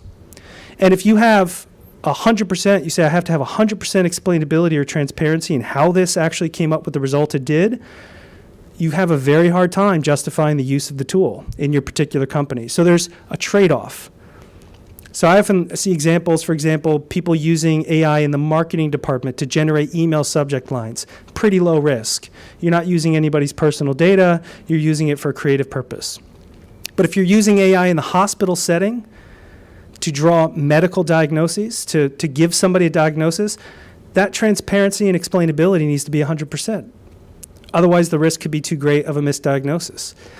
And we're actually seeing insurance companies now tell hospital systems, if you use AI to come up with diagnoses, we're not going to cover you for a medical malpractice claim because the transparency and explainability are not there. Finally, privacy and fairness. This is a key component. You know, Fred mentioned you have to be careful about biased data. All data is biased. So if you say, for example, as a state, we will not use any data, we will not use any AI that is biased, then you'll never use any AI. So really you have to think about what is the bias you're trying to protect against. Is it unlawful discrimination? Is it protecting a certain community from a certain outcome? So this concept of fairness and bias is very complicated. It obviously has a lot of sociological roots to it and requires deep thought, I think, before you adopt a responsibility principle. So to give you an example of what states are doing in this space, Washington, for example, published interim guidelines for responsive uses of generative AI in state government. They also developed procurement guidelines that rely on that NIST AI risk management framework. So this is an example of a state actually publishing guidelines, getting out some meat to the state agencies to say what they can do around the use of AI. California is another example. We have this executive order signed just last month, requires a report to be prepared for the governor about responsible uses of AI in the state, calls on several agencies to develop their own use cases and plans, and asks agencies to engage in AI responsibly. So I said before, this concept of responsibility, it helps you in the immediate. Senator Albers, you asked, what do we do today, tomorrow, 6 months, 2 years from now? Responsibility frameworks allow you today to use the tools that are on the market today in a way that gives us some comfort that we've got human in the loop, we're protecting against some harms. But what about the AI of tomorrow? Because these generative tools, these companies are already on to the next form of AI. And that's what I want to spend the rest of the time talking on, the future of AI regulation. How do you actually regulate AI as a state entity when the technology is accelerating the way it is? So we know the call to regulate AI is clear. Everybody wants a solution. We do not know the right path forward. That's what everyone is struggling with. That's what the UK is debating this week.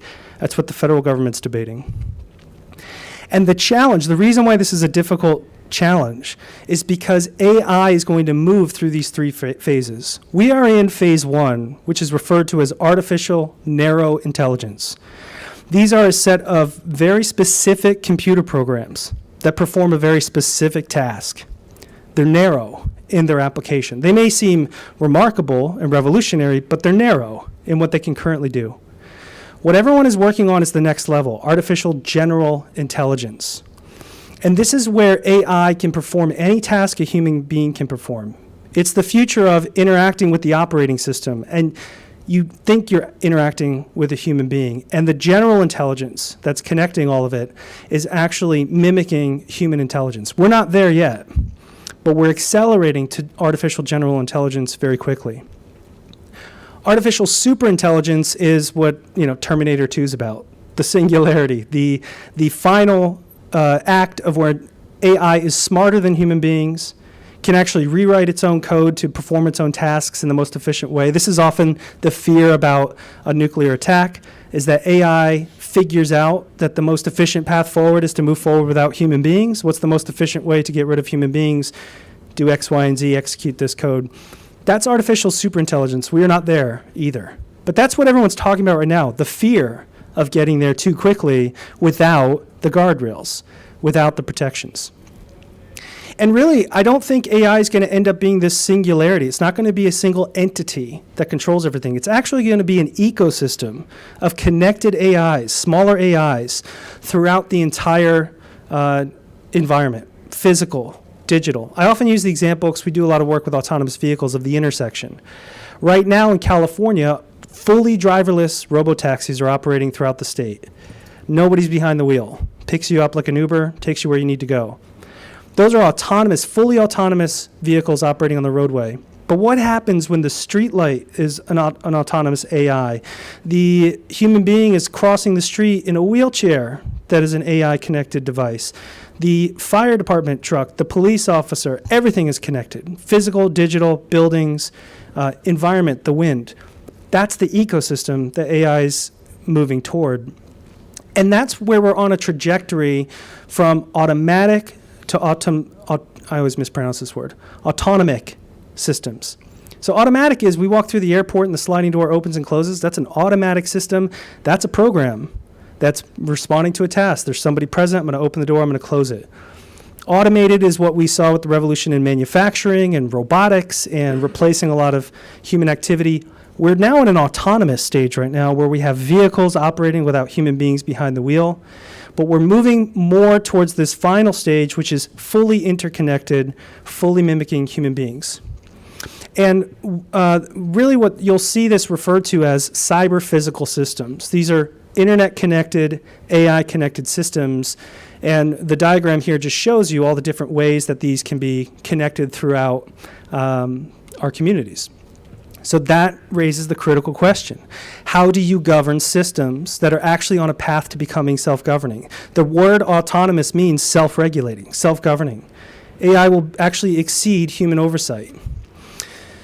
Well, the challenge is that we can't govern AI the same way that we govern humans. And so our traditional way of lawmaking, our traditional way of developing regulation does not actually fit this mold. And that's because machines don't respond to punishment or the traditional incentives of human beings. And they're also not bound by our own empathy and our own ethical concerns. Senator Dugan, you asked whose ethics? That's a challenge, because it's whoever's building the model. So what we need for the future of AI regulation is we need a means, a method of actually encoding principles and guidelines directly into the AI itself. Not rely on the makers of AI to be responsible, but actually encode it into the technology itself. And that's where we come up with the call for standards. The G7 in May of this year said the solution to this problem is a set of international technical standards that govern AI. NIST, the National Institute for Standards and Technology, has called for the development of technical standards. The G20 recently called for the development of technical standards. The UN General Assembly called for the development of technical standards. And then when everybody's pressed on what are those technical standards, everyone says, I think we're going to have a conversation about those technical standards. Well, technical standards, the challenge with technical standards is it's not enough for AI. And that is because AI also has to understand societal principles and values. A technical solution to AI does not take into account social considerations. That's why we talk about socio-technical standards. It's a new form of standards. Now, what are we talking about in terms of socio-technical standards? Socio-technical standards are the way to steer future use of AI. So I'm preempting questions here. What do you mean by socio-technical standards? Socio-technical standards are a set of grounding to ground AI. And the analogy I often give is around electricity. When electricity was first discovered, it was not used uniformly. It wasn't interoperable. People died, caused a lot of damage. When you read the history of electricity, it's pretty wild about what was happening until there was an international grounding standard created for electricity. And all electricity now is built on that underlying grounding standard, and all electricity now is interoperable. We take for granted that we can plug in an outlet, our iPhone into any outlet, and it works. That's because it's based on an underlying technical standard. So what does grounding AI look like? The challenge is we actually need AI to understand the world like we understand the world. They need to understand our laws and our values. An example is often an apple. We could look at a variety of plates of apples on the table and understand that's an apple. But if the AI was only trained on a picture of Granny Smith apples, it would have no idea that other apples are apples because it doesn't share our world model, our world experience. So how do you actually train AI to be based on the world model? Well, this is the socio-technical standard and where it comes in. It creates a shared understanding, shared common language, shared baseline principles. And these are actually already being developed right now by the IEEE and the Spatial Web Foundation. The IEEE is the international organization that sets standards for electricity, electrical components. It's the baseline standard that's used throughout the world. They are currently right now drafting a spatial web protocol that would develop two components. It's a lot more complicated than this, but I'm going to break it down to two components. One is called Hyperspatial Modeling Language, or HSML, and one is called Hyperspatial Transaction Protocol, or HSTP. To ground our conversation in this, because when I was first learning about this, it went way over my head. But really, if you think about the internet today, if you write a web page, if you create a new web page, you have to write it in HTML, the language, in order for it to be interoperable with other web pages. That was an industry standard created when the internet was first invented. It also has to be able to transmit data over HTTP, which we all used to have to write http://www. That's a transmission protocol. It's transmitting information. So every website that's on the internet today has to speak HTML, has to transmit in HTTP. This standard says every AI that is built has to speak HSML and HSTP. So what is HSML? HSML is a method of coding physical objects, logistical concepts, space. It actually maps the entire world geographically. It's an underlying baseline knowledge that if the AI does not speak HSML, it cannot operate if you're saying AI has to operate on this standard.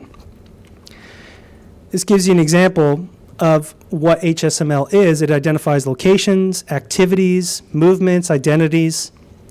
And so, Senator Albers, your question of, well, the chatbot said I was something I wasn't. HSML resolves that because there's a baseline explanation of who Senator Albers is built in HSML.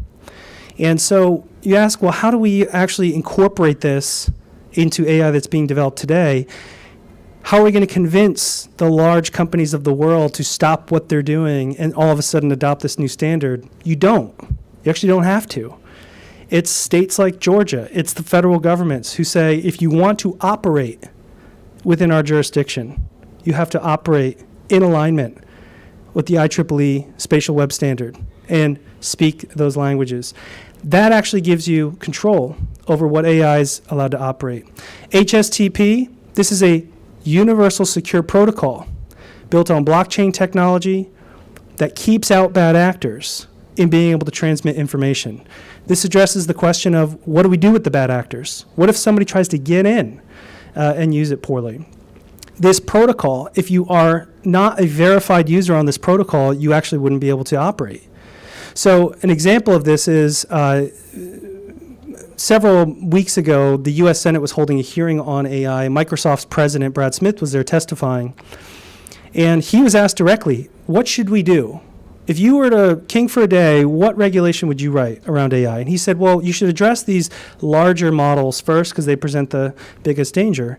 And Senator Ossoff said, well, what about the thousands of AIs that may be coming in and behind the scenes that aren't the large players, but they can do equal amount of damage? And President Smith said, or Brad Smith said, well, you would have to have some type of protocol that governs that if anybody's going to be operating, they have to be on that protocol. What that protocol looks like, we don't know. That's this protocol that's being developed by the IEEE. So what it does is it controls what data actually the AI is built on, and it also controls how it's communicated. And that's how you steer AI towards the promise and away from the peril. Because the gatekeeper has the authority to dictate what AI is actually allowed to be built. The question of cultural ethics, whose ethics?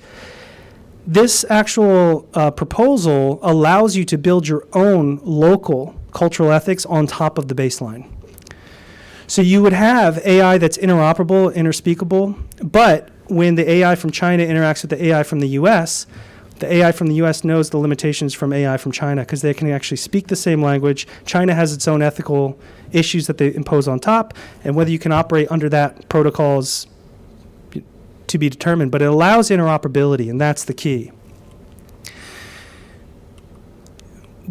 Another proposal that we developed is around an AI ranking system. So this concept of the hyperspatial modal languaging and the spatial web standards, those are going to be developed. But in the interim, how do you actually draft regulation and legislation to take into account the future trajectory of AI? And what we came up with was very similar to what we see in the autonomous vehicle space. So with autonomous vehicles right now, they're ranked on a level from 0 to 5. Based on level of autonomy. And this was a ranking system developed by SAE, which is a standard setting organization. And so level 1 and level 2 is what you see right now in Teslas, parking assist. Level 3, Mercedes just rolled out level 3 in California, Nevada. This actually allows you to get on the highway, press a button, read a book, and it'll take you home. But you're still behind the wheel. Level 4 and level 5 are fully driverless. And what we see regulators do is they say, if you are a level 3 or above technology, you must adhere to these standards. DMVs, for example, say these rules apply to level 4 vehicles and you have to get this special license. Level 1, level 2, you don't. So it's a ranking system based on autonomy that regulators have adopted. That's what we're proposing here as well, an AI ranking system based on the level of intelligence and a level of autonomy that the intelligence is granted. The greater the level of intelligence, the different model of governance that needs to be imposed from the local level. So it's a very sort of technical proposal, but it gives you an idea of, instead of just saying we're going to engage in responsible AI today, you're actually developing a framework to be able to take into account future technologies by looking at a ranking system. This just gives you an example of how the ranking system operates. So we have our level 1 through 5 ranking system. In the future of AI, you're going to have different levels of AI operating in the ecosystem at different levels. If you actually say, as an organization, as a government, level 1 and level 2 AI can only operate if aligned with a responsibility framework, but levels 3 through levels 5 must align with the spatial web standards because of their level of complexity and danger. Now you can see where there's a network of AIs able to interact through a clear regulatory framework. So ultimately, we believe that standards are the key to unlocking AI, not imposing obligations on governments and people, because the technology is going to go beyond what people can do. So how do we actually do, what does this look like in real time? And I'm going to share with you a video to show you how this concept has actually been implemented in Europe with a particular project. So right now, let's go back to the intersection. You have an intersection here in Atlanta. Let's say you have a level 4 autonomous vehicle operating on the roadway, and it enters the intersection, and it collides with an ambulance. And we've had this case already happen in California, where an autonomous vehicle was blocking an emergency response vehicle. Well, right now, the autonomous vehicle is built by a singular company with a singular piece of software. They're not communicating with the fire department. They're not communicating with the ambulance. They don't know if there's an accident 2 blocks away as well that the ambulance was traveling to. Instead, if that autonomous vehicle was built on the spatial web standards, and the city of Atlanta granted that autonomous vehicle company the ability to operate in the city based on its adherence to these standards, the city of Atlanta actually could change the rules of the road in real time, and any computer, any car connected to that network would respond in real time to that change. So if the city of Atlanta, and this would all be driven through AI, there was an accident 2 blocks away, we have to clear these 3 intersections. And all the autonomous vehicles on the roadway would respond to that direction and not enter those intersections. That's the public safety element. And so we call it code as law. And the future of AI regulation is that laws at the local and state level are going to need to be written in a way that's machine readable. That's the key to unlocking AI governance. So I wanted to play you this video because this actually demonstrates what this concept of law as code looks like and this concept of how it operates.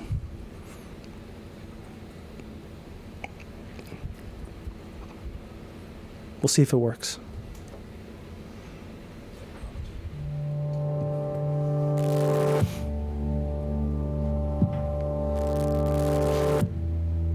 When autonomous machines, like drones, vehicles, and robots, operate in the world, their behavior needs to be governed by the laws of the land. However, there's been no way to translate legal text into machine-readable code so that autonomous systems can operate under the most up-to-date legislation. Until now. Hyperspatial Modeling Language, or HSML, is a spatial web standard developed at the IEEE. Think of it as a common language that enables AI to model the relationships between people, places, things, and activities. This language is transmitted by the Hyperspatial Transaction Protocol, or HSTP, a universal, secure, and verifiable protocol for communicating HSML between digital and physical systems. With these new standards, legal, physical, and societal policies can be converted into machine-readable, machine-executable, and machine-shareable code. At the European Union's Flying Forward 2020 project, self-governing drones using spatial web standards and Verse's cognitive computing platform successfully flew their mission in compliance with regional laws and policies. Let's explore how HSML enables AI-powered drones to understand and abide by the laws of the land. This process begins with syntactic parsing and pattern recognition, which identifies time, activities, users, domains, and space in unstructured legal text.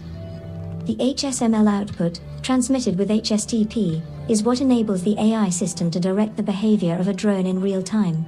Geofencing, waypoints planning, and dynamic routing facilitate the creation of flight corridors, no-fly zones, and other constraints. Weather conditions, physical obstacles, and legal policies such as maximum altitude, speed limits, and validated flying credentials are accounted for in real time. Flying Forward has been considered a landmark success, setting the stage for all types of AI-powered autonomous vehicles to one day self-govern. Spatial web standards, like HSML and HSTP, enable compliance to be built into the network, allowing machines to align with our laws and principles in both the digital and the physical world. To learn more, visit www.verses.ai and download our landmark report on the future of AI governance. So if we want to go to the last slide here, what do you do next? This is a lot of sort of futuristic. How do you actually address AI regulation? What we're calling for is what we're calling the Prometheus projects. Prometheus, the god of fire. And this is a public-private sandbox for you as legislators to test laws around AI in real time in a sandbox to see how those would be machine readable and executable by AI that's built on the IEEE standards. And that's really where we see the next step here, is for states and local governments to be stress testing different scenarios. And you really have to start small. You may start with the intersection example or in healthcare, but that's ultimately what the Prometheus project contemplates. So with that, I'll open it up to questions. If you want to read more about this future of global governance concept, we do have a white paper. The video indicated it. It's on the Denton's website as well. It's called The Future of AI Global Governance, and where we break this down in a lot more detail. I will warn you, it's about 70 pages. There is an 8-page executive summary, which is a lot more digestible, but it's a more of a technical deep dive. So happy to turn it over to questions. Peter, thank you for that very comprehensive update. I'm just going to take that and upload it to AI and have it give me a summary PowerPoint presentation anyway. So That's right. that was fantastic. I'm sure there's going to be a lot of questions here. You mentioned about how our federal counterparts, were how they were approaching this, knowing that this is evolving and it will be different than we've done in the past. In some cases, AI may help us write the legislation that governs AI. It absolutely will, and it's going to change a lot of the things that we do. One of the things that you mentioned, I'm just going to ask you to expand upon this a moment, and I think this is the part where, as we're educating everyone as to what it can do, I always imagine, it's been in movies, or we've all, maybe those of us who went to a big college auditorium classroom, the big old chalkboard with the math equation went forever, right? And a bunch of geniuses are sitting around trying to solve the next greatest math. In this case, AI can look at it. Not only can it solve the problem, it can understand math and get 3 levels past we are. And that's where AI, in some cases, probably already is, but will certainly be smarter than us in the very near future. Can you expand upon that type of thought process?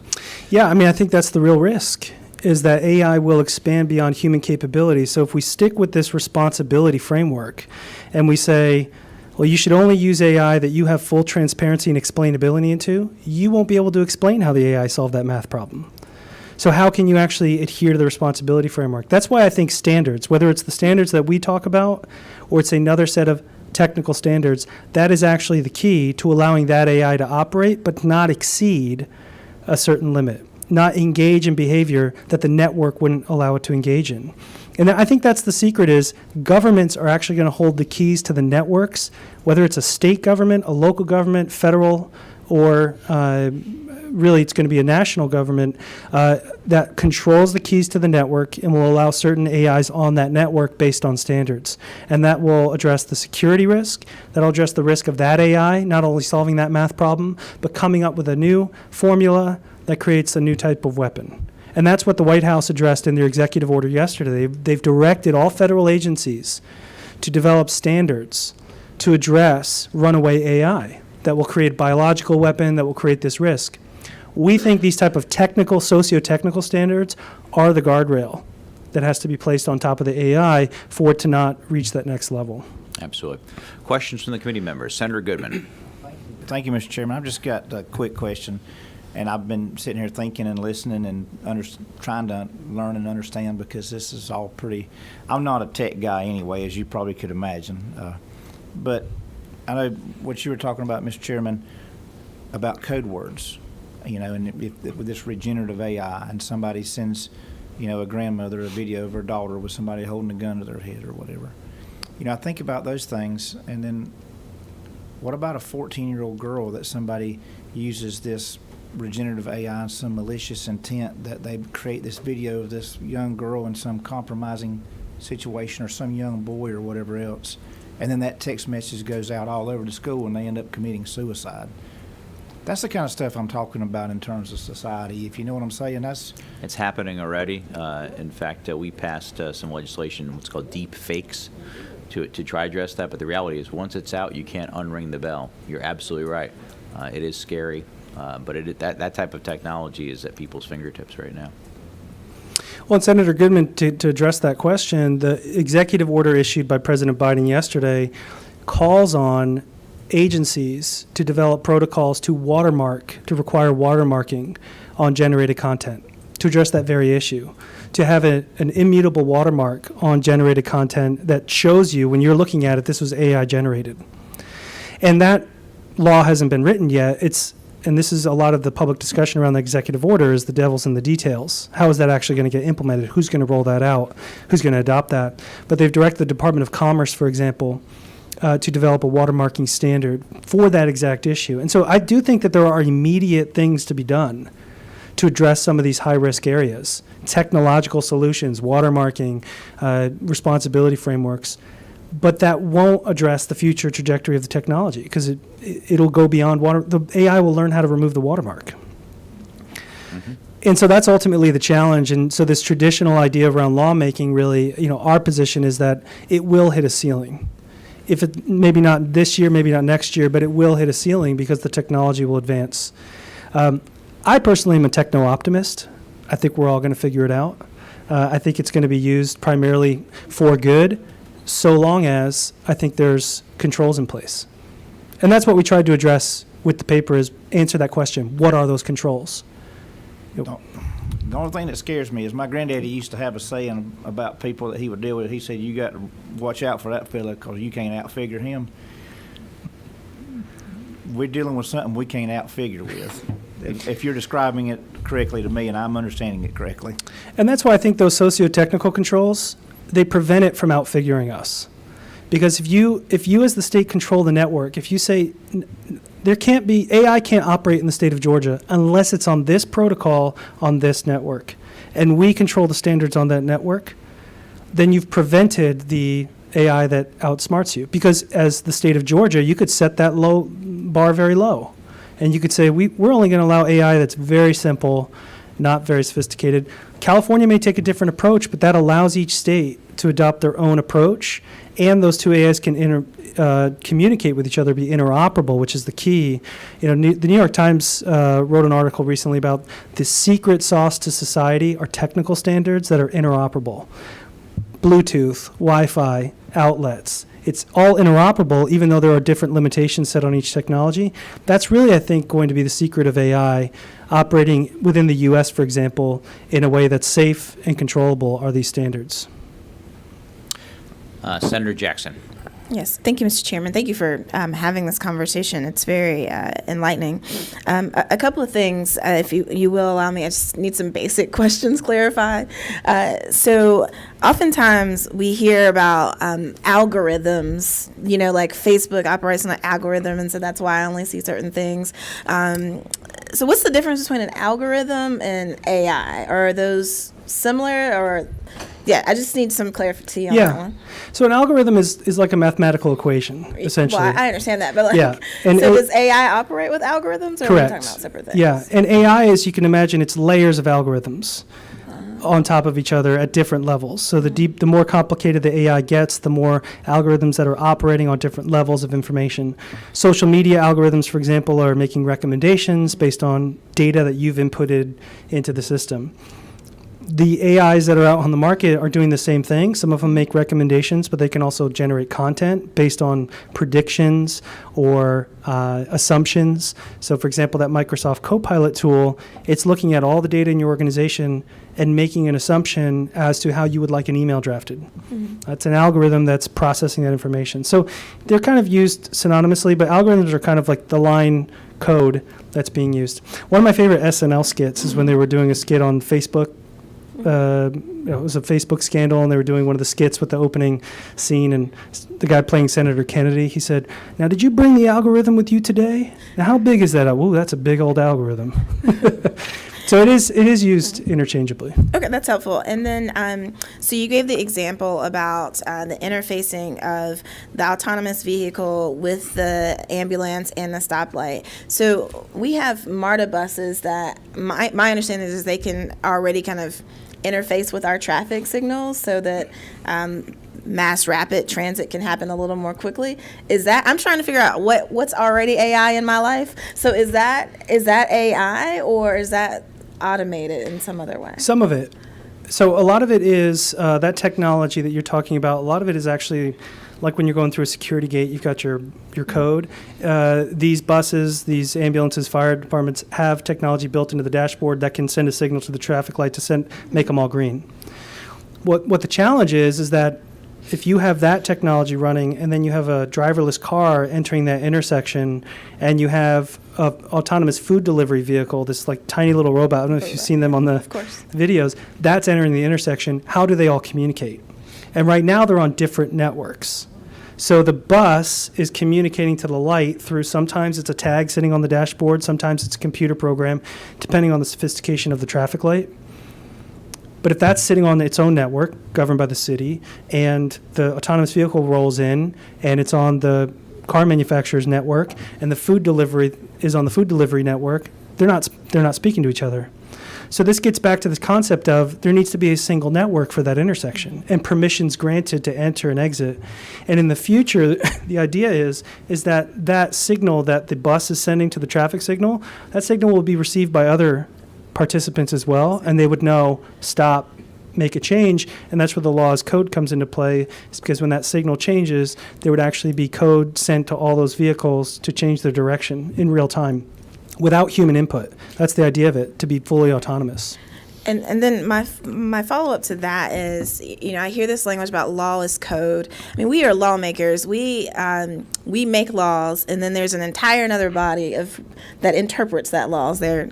And so, if we make a law that's code, who's the interpreter? Is the AI the interpreter of that? And how do we ensure that they're interpreting the law that with the intentions and the thoughts that we put into it? How do we ensure that they're interpreting it in a way that is appropriate and good for society? That's the critical challenge, is that this concept of drafting laws and regulations that are machine readable and machine executable potentially may require a different way of writing law in a way that explains intent and behavior. It may have to actually get more granular and more specific. Not principles like act reasonable in an intersection, but actually get very specific as to behaviors that are permitted and behaviors that are not. Now that runs, obviously, and I've had this debate, every time I talk about our proposal, the debate is about what do you do about common law jurisdictions and civil law countries.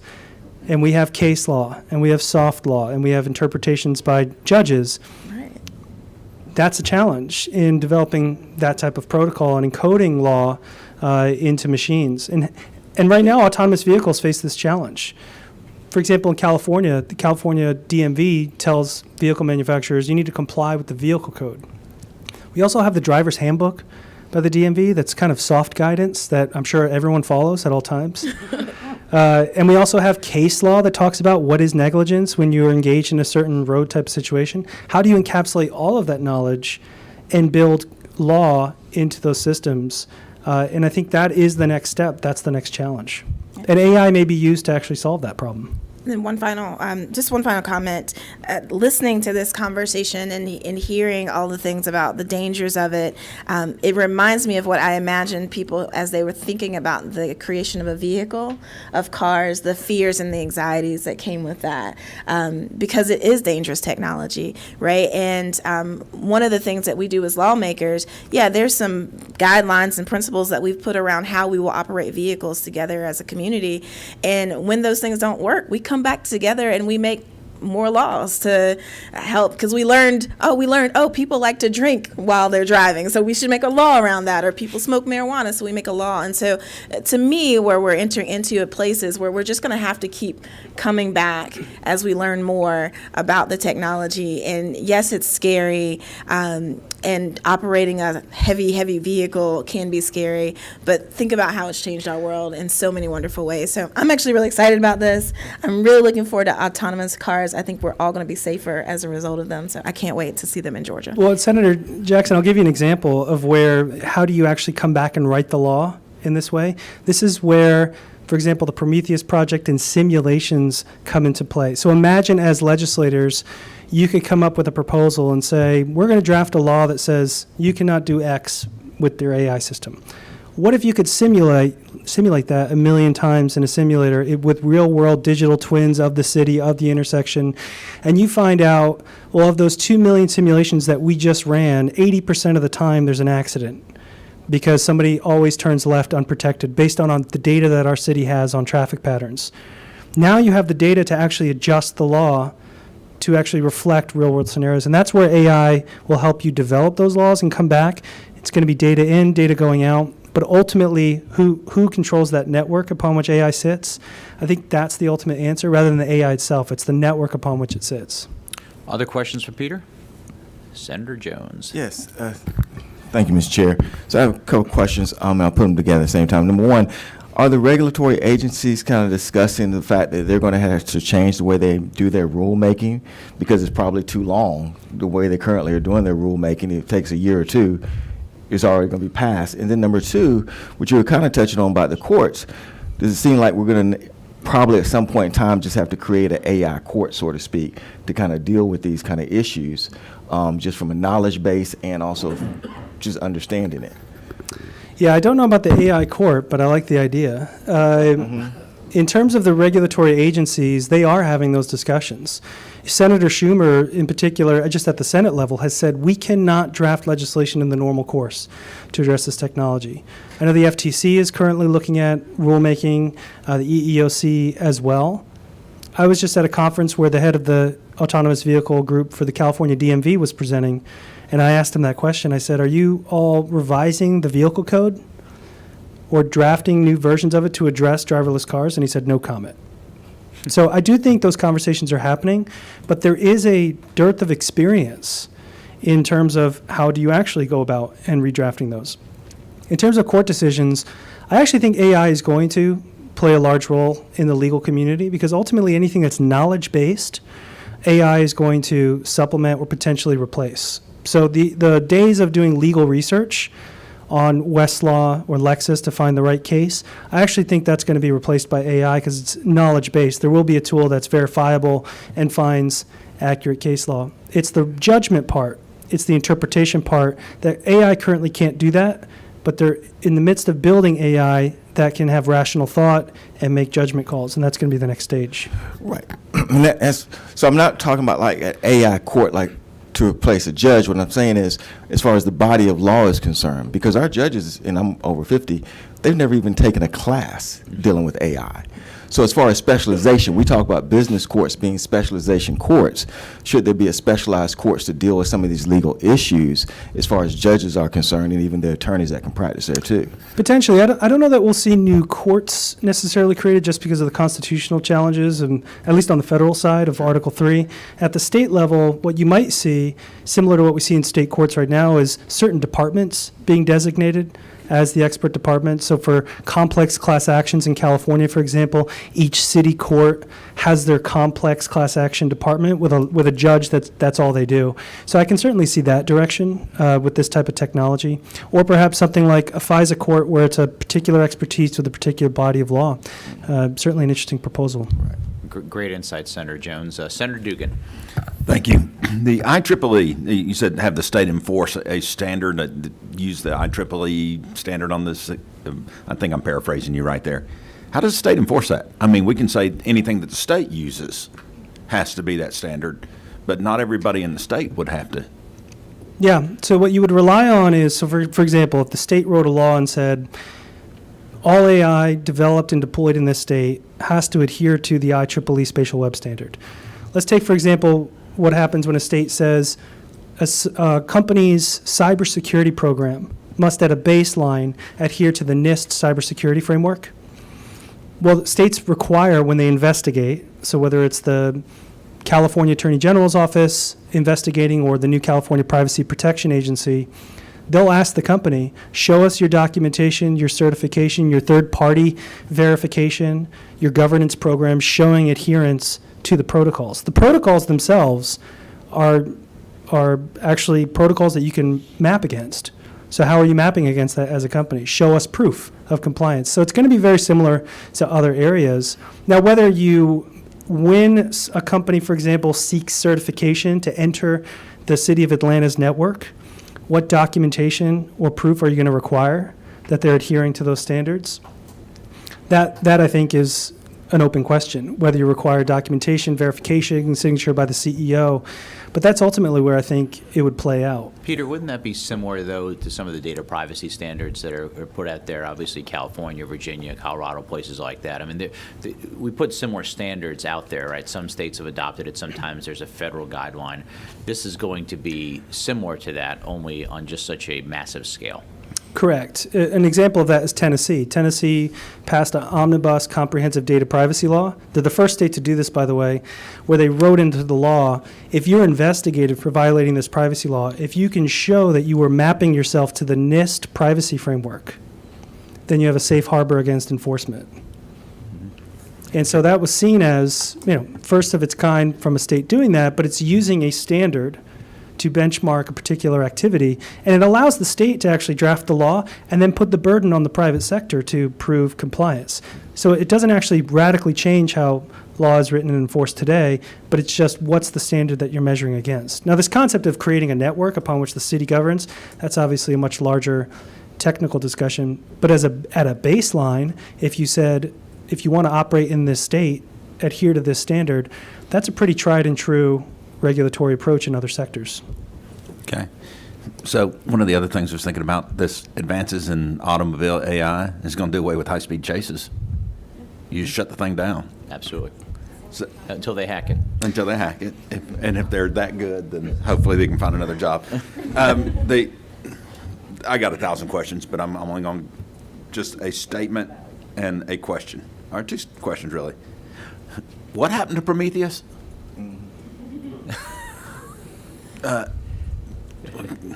That's kind of my point that I keep asking all along. We got to be careful with the consequences.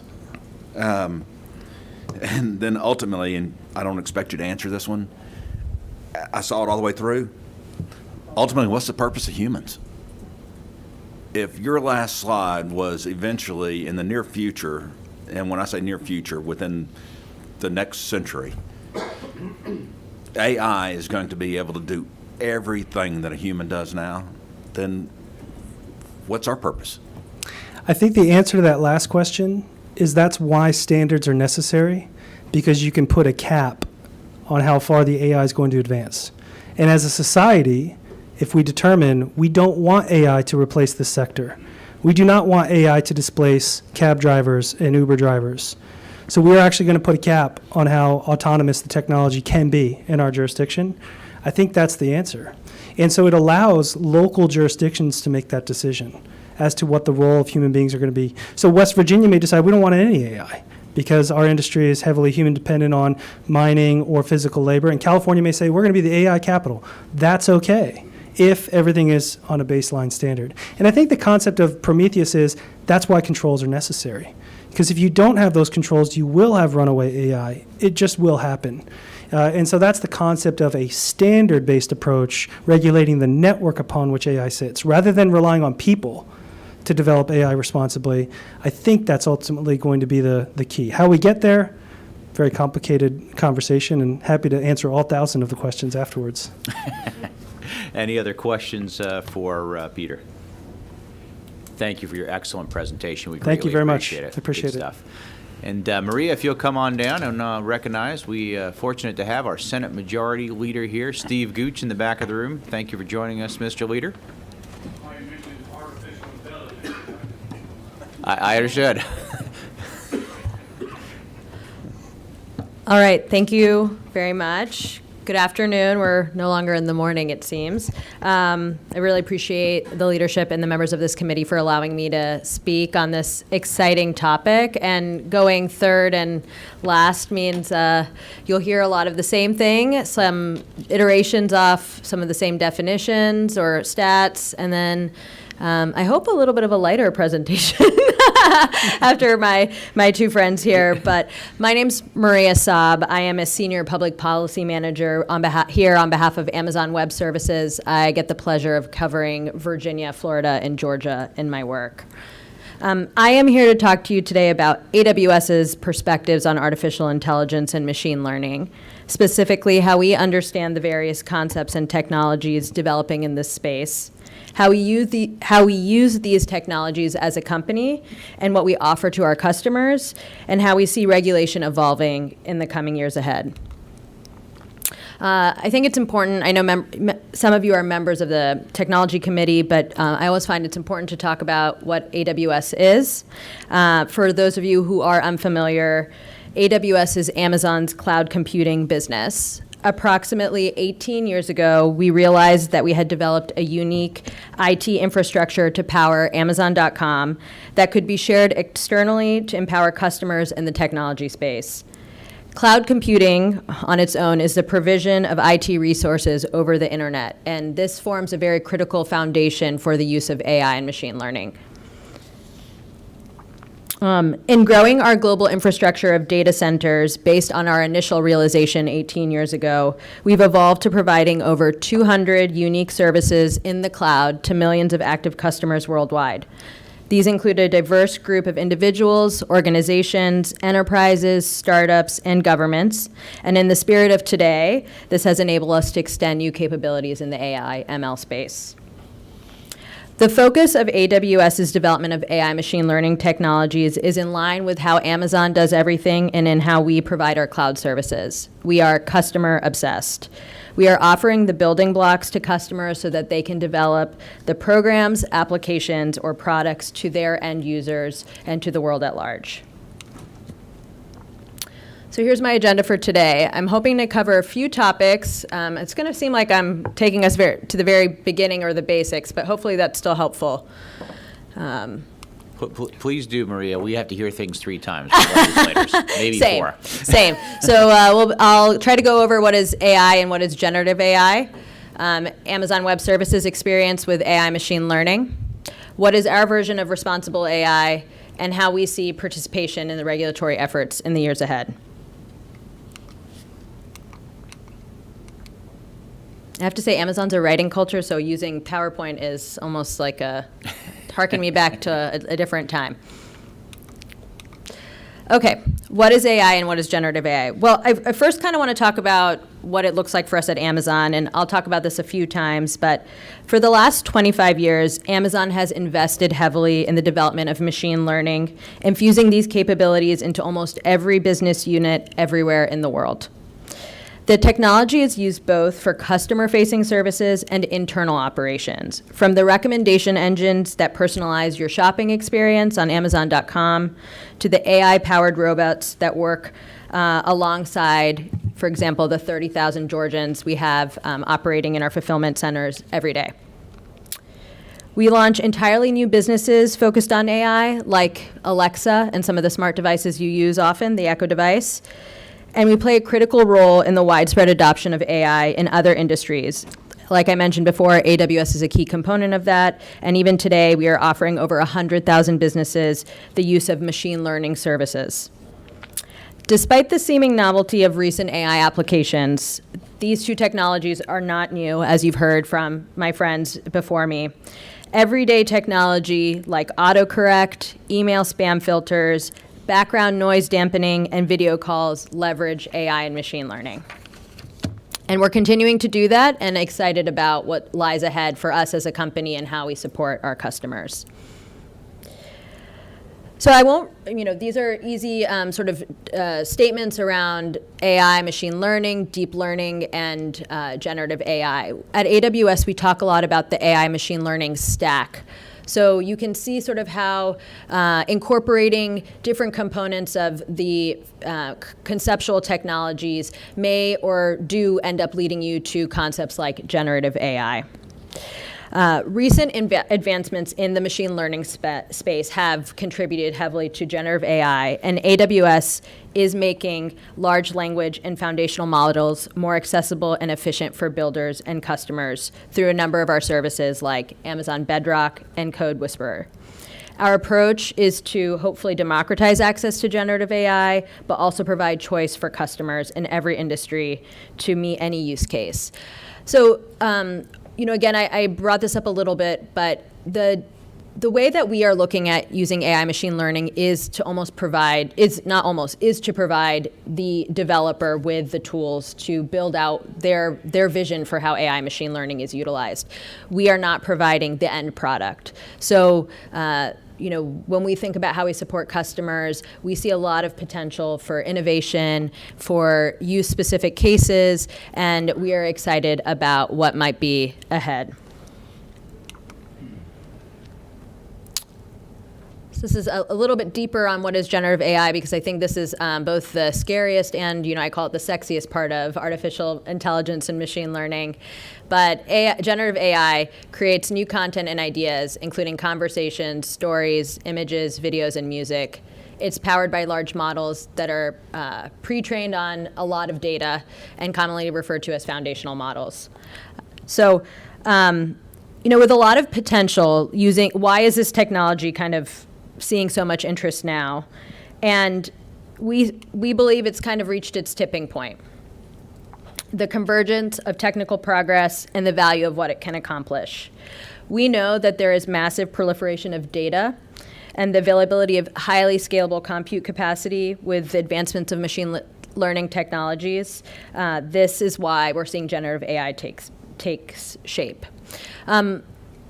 While we're seeing this great momentum and evolution, I also just want to call out, because I know we've talked a lot about the scary components of AI. It is here. You're using it every day. But when we think about how we're harnessing data, I always harken back to a stat that our former AWS and current Amazon CEO, Andy Jassy, cites, which is it's about less than 10% of global data lives in the cloud. And that doesn't mean just on the AWS cloud, but in the clouds generally. So if you think about how much data is necessary to utilize AI to its fullest capability, we're still very much at the beginning. If we think about public sector agencies and state governments, federal governments, universities and schools, some of them are in the very beginnings of their technology journeys. I get the pleasure of working with states that are still using systems from the 70s. So you can imagine that getting to AI still will require time, planning, budget, and wonderful people to support in the development of that workforce. I want to talk about some use cases here that we see in supporting our customers. And I have some fun examples. But what we're excited about is the potential, certainly. I have a slightly different stat than my friend at Denton's, but we are anticipating at least a $7 trillion increase in global GDP over the next year due to the use of generative AI. And then which is exciting. Whoops, sorry, I should go back. Whoop. But it gives a really interesting economic opportunity for individuals and organizations alike. And I think one of the most interesting questions is, what would be the risk of not using AI machine learning in everyday business operations? Some examples I want to talk to you about are ones that are more everyday. So if we look at the category improved business operations, one of my favorite examples of the use of AI machine learning is in the agricultural space. I know agriculture is very critical for Georgia and many Georgians who work in that field. I didn't mean that, pun intended, but one of our longtime customers is John Deere.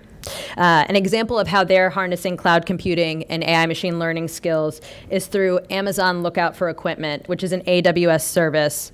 This allows them to connect over 500,000 pieces of machinery and equipment into the cloud.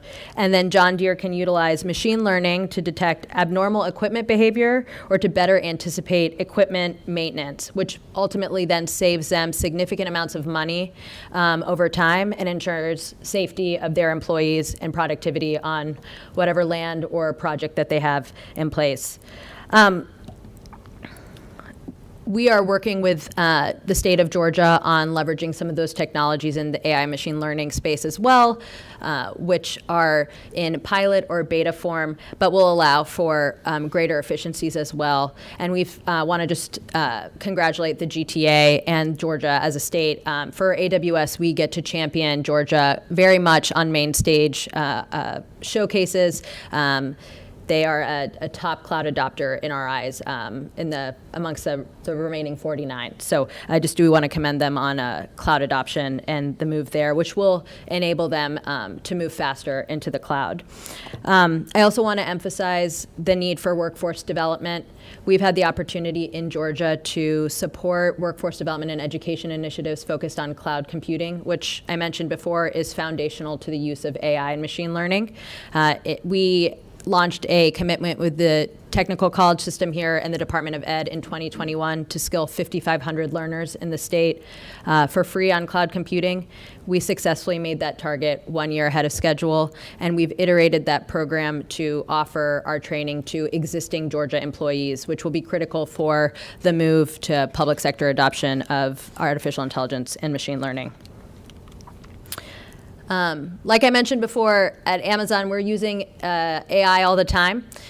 We use AI machine learning to optimize our logistics routes and the robots that operate in our facilities. We're about to hit, I guess November 1 is officially the start of the holiday season, so we'll be ramping up on our compute power and moving those robots quite a bit and ahead of Black Friday and holiday shopping.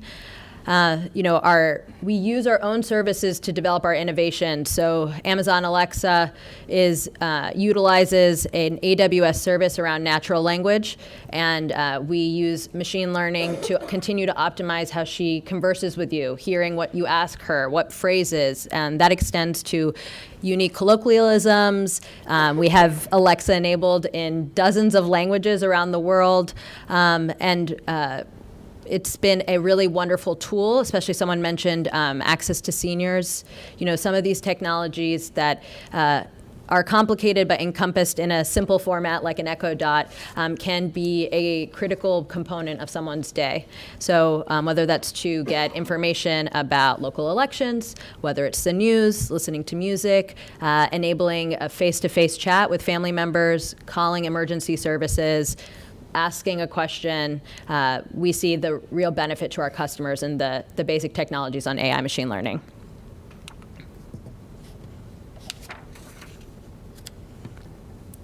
All right, so what is responsible AI? And this is going to plague all of us for a long time, I think, because there will be many people like myself, companies like Amazon, think tanks, national bodies that will come with their version of responsible AI, and all of them are valid perspectives that should be debated and discussed openly and transparently to move us along in the use of this technology. For us at AWS, we define responsible AI in 6 key dimensions. They are bias and fairness, explainability, robustness, privacy and security, governance, and transparency. While this is our definition today, we know that we will continue or need to continue to iterate on what this means based on how AI machine learning are being utilized, what the science and engineering looks like, and the conversations that are evolving and taking place. And so, like my friends before me, I developed this presentation before the White House announcement, so I'm sure that will spur a different presentation if you ask me a week from now. But to hone in on the categories I mentioned, I'm going to just give you some definitions to consider or perspectives we have. On bias and fairness, this is how we consider how a system impacts different subpopulations of users, whether that's by sex, ethnicity, language, religion, etc. We want to make sure that there are not harmful disparities in the system performance across these subpopulations. Explainability. That is whether the system offers a clear, rational decision for its decisions. Customers want justification for the inference produced by an AI system, which is particularly important for those when we discuss compliance requirements. Robustness. We'd like confidence that the AI systems cannot be easily fooled or confused. What success means here is that at least we have understandable guidelines for when the system is expected to work. Privacy and security is paramount since we are using tons of data, often personal data in some cases, but this is for us one of the highest priorities. Use of machine learning brings potential risk to customer content and Amazon IP that may require preventative and mitigating steps beyond those taken in the normal course of protecting privacy and security. And then finally, almost finally, governance. Processes to enforce and ensure responsible AI practices are being carried out by stakeholders. And then finally, transparency. And this is the extent to which an organization enables customers and end users to know whether or not they're using machine learning-based applications and to make informed choices about their own use or interaction with the service. So one way we are doing this, because I mentioned to you before, AWS is providing the building blocks for others to develop their own applications and programs. And so we are, most commonly working with developers on the use of the technology. And one way that we've done that, or to encourage responsible AI when interacting with these individuals, is through the use of these AWS AI service cards. These are a resource to our customers and are a form of responsible AI documentation that provides customers with a single place to find information on the intended use cases and limitations of the service, responsible AI design choices, and deployment and performance optimization best practices for our AI services. One of the reasons why we have developed the AI service cards is culturally similar to how we offer cloud services, which is our customers utilize our cloud services based on an acceptable use policy. Often there is a contractual agreement in place, and implicit in those is the expectation that our customers will be using our services in accordance with the relevant or jurisdictional laws in place. So this is an added layer beyond our basic cloud services premise, which is this is how we expect you to use these services. And this is what you can do and the parameters we believe exist today. We will be continuing to optimize and iterate on the service cards. We're at a really exciting time. At the end of November is our annual AWS reInvent conference in Las Vegas. I'd invite you all, but I probably would be not in compliance from an ethics perspective, but please go if you care. But the hope and expectation is we'll announce a myriad of new AI services, and AI will be a hot topic. So I can imagine how these transparency cards continue to take shape. All right, I just have 2 more slides. So, and this is the good stuff that I know most of you are most concerned with, which is how do we think we can all be playing in this regulatory space? So this is a global conversation and a national versus state conversation as well. And we are, as AWS, are participating everywhere that we feel like we have a good place to participate, because technical expertise and context do matter. We're seeing an increase in the number of regulatory proposals, laws adopted, standards developed, and multilateral agreements negotiated across the world. There are hundreds of proposals expected globally just in 2023, and we're all about to head into session, so I'm sure everyone will get their chance at an AI piece of legislation, which hopefully will keep me employed for a little while longer. One thing we would say is while there is an interest in wrangling the technology through new legislative or regulatory regimes, one perspective is that many of our laws on technology today and industry-specific or sectoral-specific regulations may already cover the use of AI machine learning in the course of day-to-day life. So some things to consider is when you're considering whether a new regulation is needed, you should ask yourself whether the use of AI adds new risk beyond the risks already present when the AI is not in use. And then where existing laws are insufficient to address application of AI, lawmakers should consider whether amending existing applicable requirements may be better than creating a brand new or separate framework. Working within existing regulatory frameworks and with existing authorities may actually help to ensure that sector and product-specific AI expertise is being developed and will facilitate regulation that is targeted to actual issues at hand in that kind of use. So it goes to the point that was made earlier about risk-based analysis. There is a theoretical conception around AI regulation, which is whether it should be horizontal or vertical. Horizontal meaning we just have an AI regulation or standard that covers the use of AI and machine learning across the board, regardless of what industry or specific use case. Vertical regulation may mean let's hone in on AI machine learning use in the healthcare sector, or in the financial services sector, or in the education sector, and then developing specific regulations based on that. Finally, I just want to reflect on some things that Amazon and AWS are considering as we think about these policies. There are, again, we're at the beginning. New questions will emerge, but content moderation and misinformation, copyright, cybersecurity, privacy and security, labor issues, and discrimination are top of mind for us as just basic categories. Some additional examples when we go into them are, content moderation and misinformation. We've talked about deep fakes, manipulated media. We are concerned with how maybe services will be used for that. Copyright owners, Amazon has a number of Amazon creators that leverage Amazon.com and AWS, which we love, but we do have concerns about training models using copyrighted materials. We care about discriminatory outcomes leveraging services. I think this is an area that has been studied a little bit longer than some of the use cases we're hearing about now, but it's certainly not a complete study. And so we are continuing to learn about ways that data can be optimized to eliminate bias, hiring engineers that are diverse to ask different questions, and then ensuring that our products and services are available to all kinds of individuals so that we get new conceptions on innovation. And then I'll just end by saying we're participating very publicly in conversations about responsible use of AI. We participated in the development of the NIST framework that was mentioned earlier, and we are taking an active role in forums that will, be interested in AWS's perspective. I have colleagues who are in the UK today and had colleagues at the White House yesterday.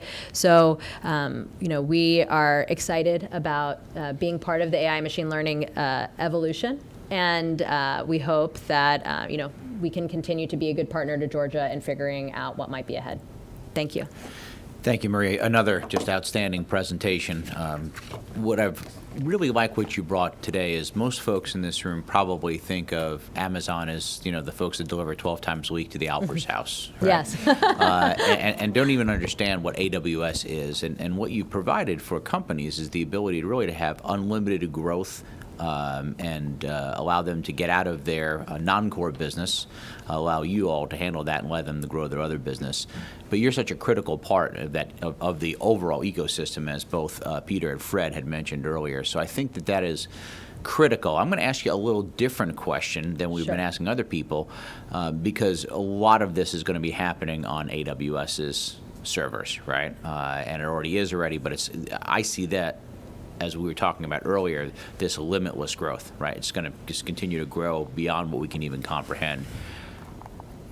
Do you feel that Amazon is going to be able to prepare to house what's going to be an unlimited amount of data centers and storage that will need power and electricity and all those things of that nature?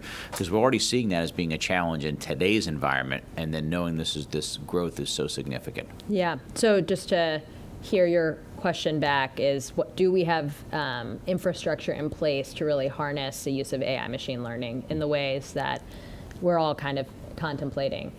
And the question is yes and no, right? So yes, we aspire to have a global infrastructure that is modern, technology enabled, and that goes beyond just data center infrastructure, right? We think about the proliferation of electrical vehicles. You need charging stations, those need data. There's the use of smartphones. We need electricity all around. We recognize our thoroughways and our transportation systems also need modernization. So the use of broadband has been discussed quite a bit since COVID-19. And I think there's a lot of infrastructure modernization that does need to take place to fully harness it. I think how quickly AI machine learning will be adopted is still a lot of us talk about the pace is unbelievable. But I do really believe that we're still early days for really rapid adoption. If we just think about the use, again, more so in the public sector, but certainly even in some private sector organizations, there are several steps that need to take hold. And I think when we fully understand the demand signals will be another trigger to how infrastructure develops. But I think everyone wants a modernized world that's fast, efficient, in our hands, in our homes. And so I think we'll be motivated to deliver on those services. And let me switch gears and ask you one final question under cybersecurity. Sure. Obviously, one of our greatest threats today. In fact, something that the Georgia Senate did a lot of work on in this last session. One of the benefits, I believe, is the cyber security world that's embracing AI. The AI hopefully stays ahead of the bad actors, and in some cases, their AI. I almost see a battle of AIs from the good and the bad guys over time. I'm curious what your thoughts might be to that. Well, I can only imagine who the bad guys are, but I do think that cybersecurity does play a critical role in mitigating risks for whoever those bad guys are for the day. We use machine learning to understand how our customers are leveraging our data in the cloud. So if there are anomalies in data usage or capacity usage or spikes in cost, right? Because cost is often determined by usage, at least for us at AWS. We use machine learning to identify those risks. We also use machine learning to help identify risks of when an S3 bucket is left open, and then that will trigger a notification to the customer. So we see cybersecurity being very much strengthened by the use of artificial intelligence and machine learning.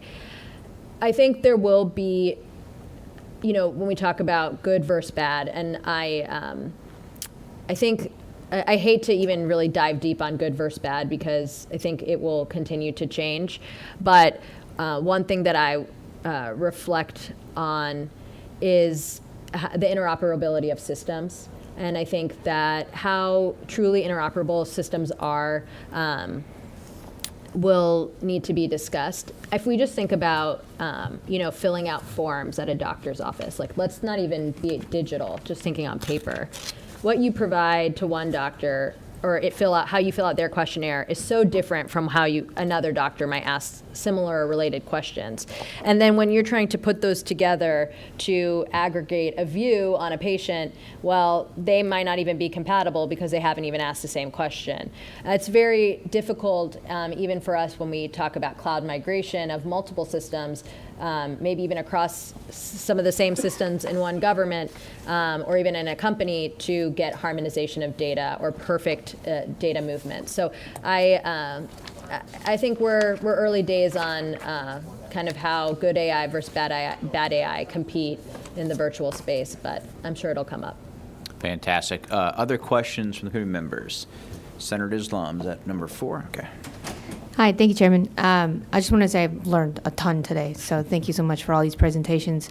As you mentioned, we want a modern society, and we want a modern and safe society. So I believe with the new words and slogans I learned today, as we keep humans in the loop, we can establish socio-technical standards at the state level in order to ensure that we can have a safe environment with AI is what I've been understanding. It's sort of like an industry. And so Georgia could be the superstar of AI if we want it to be. Yeah. And it's very much individualized is what I can tell, or it can be. I guess, that was my comment because I've learned a lot and I want to continue to learn. The other thing is, and we talk about how AI can modernize our lives and make things easier. I would love to learn more, maybe not right now, but later on tools that, local government, state governments can use to help optimize, whether it's research, constituent services, or just, making government more efficient. Yeah, I think there are really, I'm going to use simpler or easier ways for government to experiment with AI and machine learning, which can, be funded in the form of pilots. We've seen a number of states do that. I get to work in Florida. We are piloting a program around the use of a data lake to share information across key stakeholder groups that deal with students who are need mental health or medical attention. And so one of the issues they flagged is the state can lose millions of dollars and significant amounts of time in treating a student that is facing a mental health episode, and that ultimately leads to poorer outcomes for that student. And harnessing a data lake with embedded AI machine learning capabilities can allow different entities to communicate in real time, get a clearer picture on that individual's profile, and lead to those cost savings over time. So, I mean, that's still kind of a complicated scenario, but it's a simpler use case than some of the examples we've all discussed today around AI machine learning. I think, again, I mentioned workforce development and education opportunities. Georgia has wonderful existing institutions that are really focusing on technology skills, not just for young students. We talk a lot about pipeline, and that usually in our mind starts at kindergarten, but skilling and reskilling individuals is critically important. I think providing public sector workers, Georgia State employees with training programs is critically important. There's a big focus on, we talked about institutional knowledge and losing some of those people who've worked in technology or IT for decades. And, there's no reason why they should be left out of the technology story. If they're interested in learning and taking on new skills, those should be available to them, even if their expertise is not, generative AI or ChatGPT. Other questions for Maria? Senator Dugan. I'm sorry. When I'm taking in and I'm learning as quickly as I can, it does generate questions coming along here. So, and I guess I'm becoming Senator, but humans are humans. So I saw on one of your slides that industry is actually helping draft some of the regulations or constraints going forward. Mm-hmm. I've never seen a corporation that was not at least partially self-serving. How are we making sure that when they're helping chart the future, I think was the term you used, that they're being selfless in that approach? Yeah. So I take your comment or question.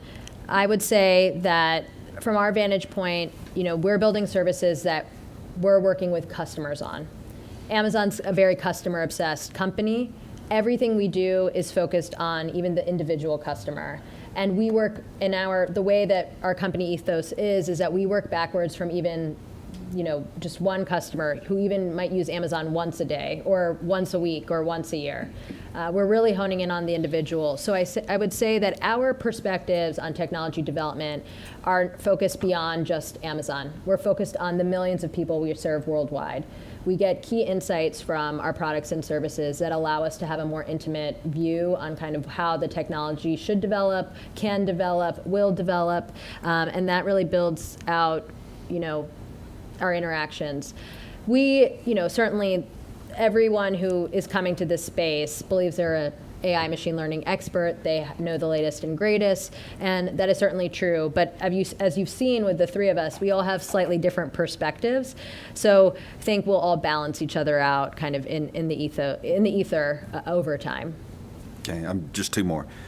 Hey, we talk labor up there, and I've heard it a couple of times. It'll help be less discriminatory in hiring practices. Mm-hmm. I'm paraphrasing a little bit, but that's what I heard.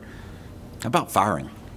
So I would say it goes both ways. We are interested in how policies will be used both ways.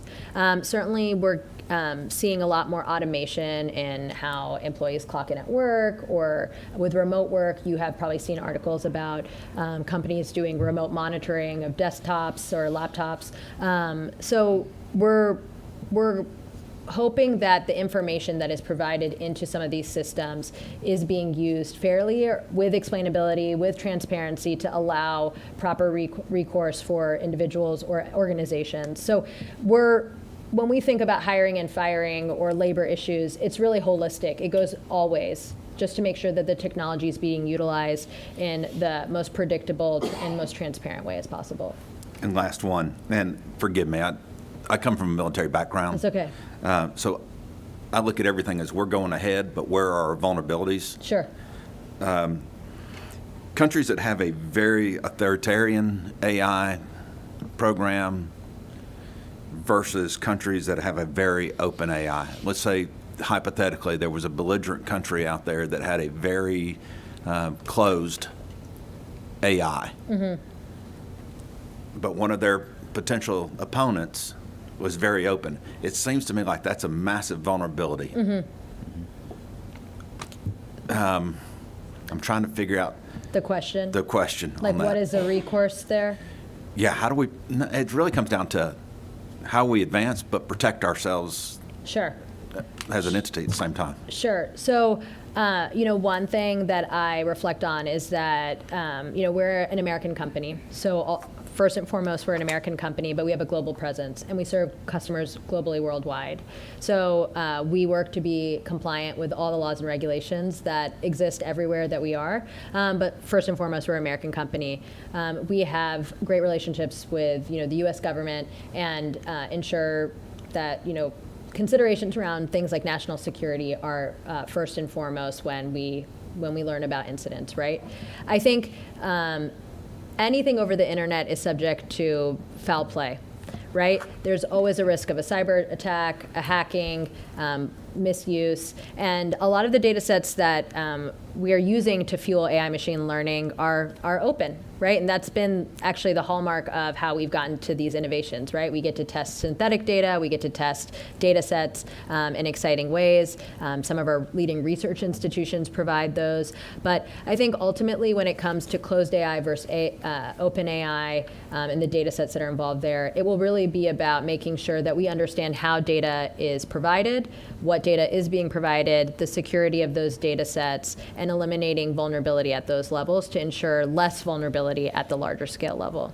Yeah, I have no doubt in my mind that y'all are doing it the right way. I'm more worried about it at a nation state level. Yeah. Well, I mean, I think throughout this presentation, I've thought about, good use versus bad use, and everything has a good use and bad use. If you have a baseball bat, you can use it to have a really memorable day with teammates and friends and fans and, watching a baseball game. But you also know a baseball bat can be used as a violent weapon and destroy someone's life, right? So these are tools that will have good and unfortunately inevitable bad uses because people will have access to different tools and the mind is an inventive place. So I think we are here to ensure that more good uses are ahead than bad uses, but we know that will evolve over time. Senator, I'm going to piggyback on what you said a little bit. I think that's happening in some cases today, right? If you look at certain countries, whether it be China, the Middle East, who have locked down, or Russia, state-run media, they've locked out people for certain access to the internet to what the rest of the world sees and kind of preach their own whatever they want to call it, but they box out America. Well, we tend to see it all the other way just because we're more open in our communications. So I think what you're saying, though, is that's taking that, putting it on steroids now, Yes. right? Okay. And just one of the things that I'm going to go ahead and rewrite a version of Romeo and Juliet where 20 years from now, a super intelligent AI falls in love with a human. I think that movie was made, right? I don't know. With Joaquin Phoenix? Yeah. You're too late. Dadgummit. If I'd only had AI, I could have done that earlier. You could self-publish that story on Amazon, so Yeah, There you go. ChatGPT, help me write it. Other questions for Maria? Maria, thank you so much. Thank you so much. I Great, really great appreciate it. presentation. Okay. Folks, I know we went over in our time, but I'm so glad that we did. I will tell you that it is my belief that in our lifetime, this is going to be the single biggest demarcation of time and innovation that we're going to see. And it is going to change almost everything in our lives now moving forward, especially for our children, our grandchildren, and beyond. Again, our next meeting is going to be during special session as soon as we've figured out the exact timing of different other meetings. We're going to schedule that. For those that have not met Allison Bailey in my office, she's been here for about 2.5 months now, doing a great job. If you are interested in being a speaker or participant in this committee as well, please see Allison. We'll be happy to talk to you about that. And please pardon our dust here in the Georgia State Capitol. We've done a massive renovation over the last many months. It's going to look fantastic as it all gets done here. But as you leave here, please watch your step. Some of these stairs have a lot of dust and other debris on them. Elevators are available. Thank you for your time today and moving forward. And we will call this meeting hereby adjourned. Thank you.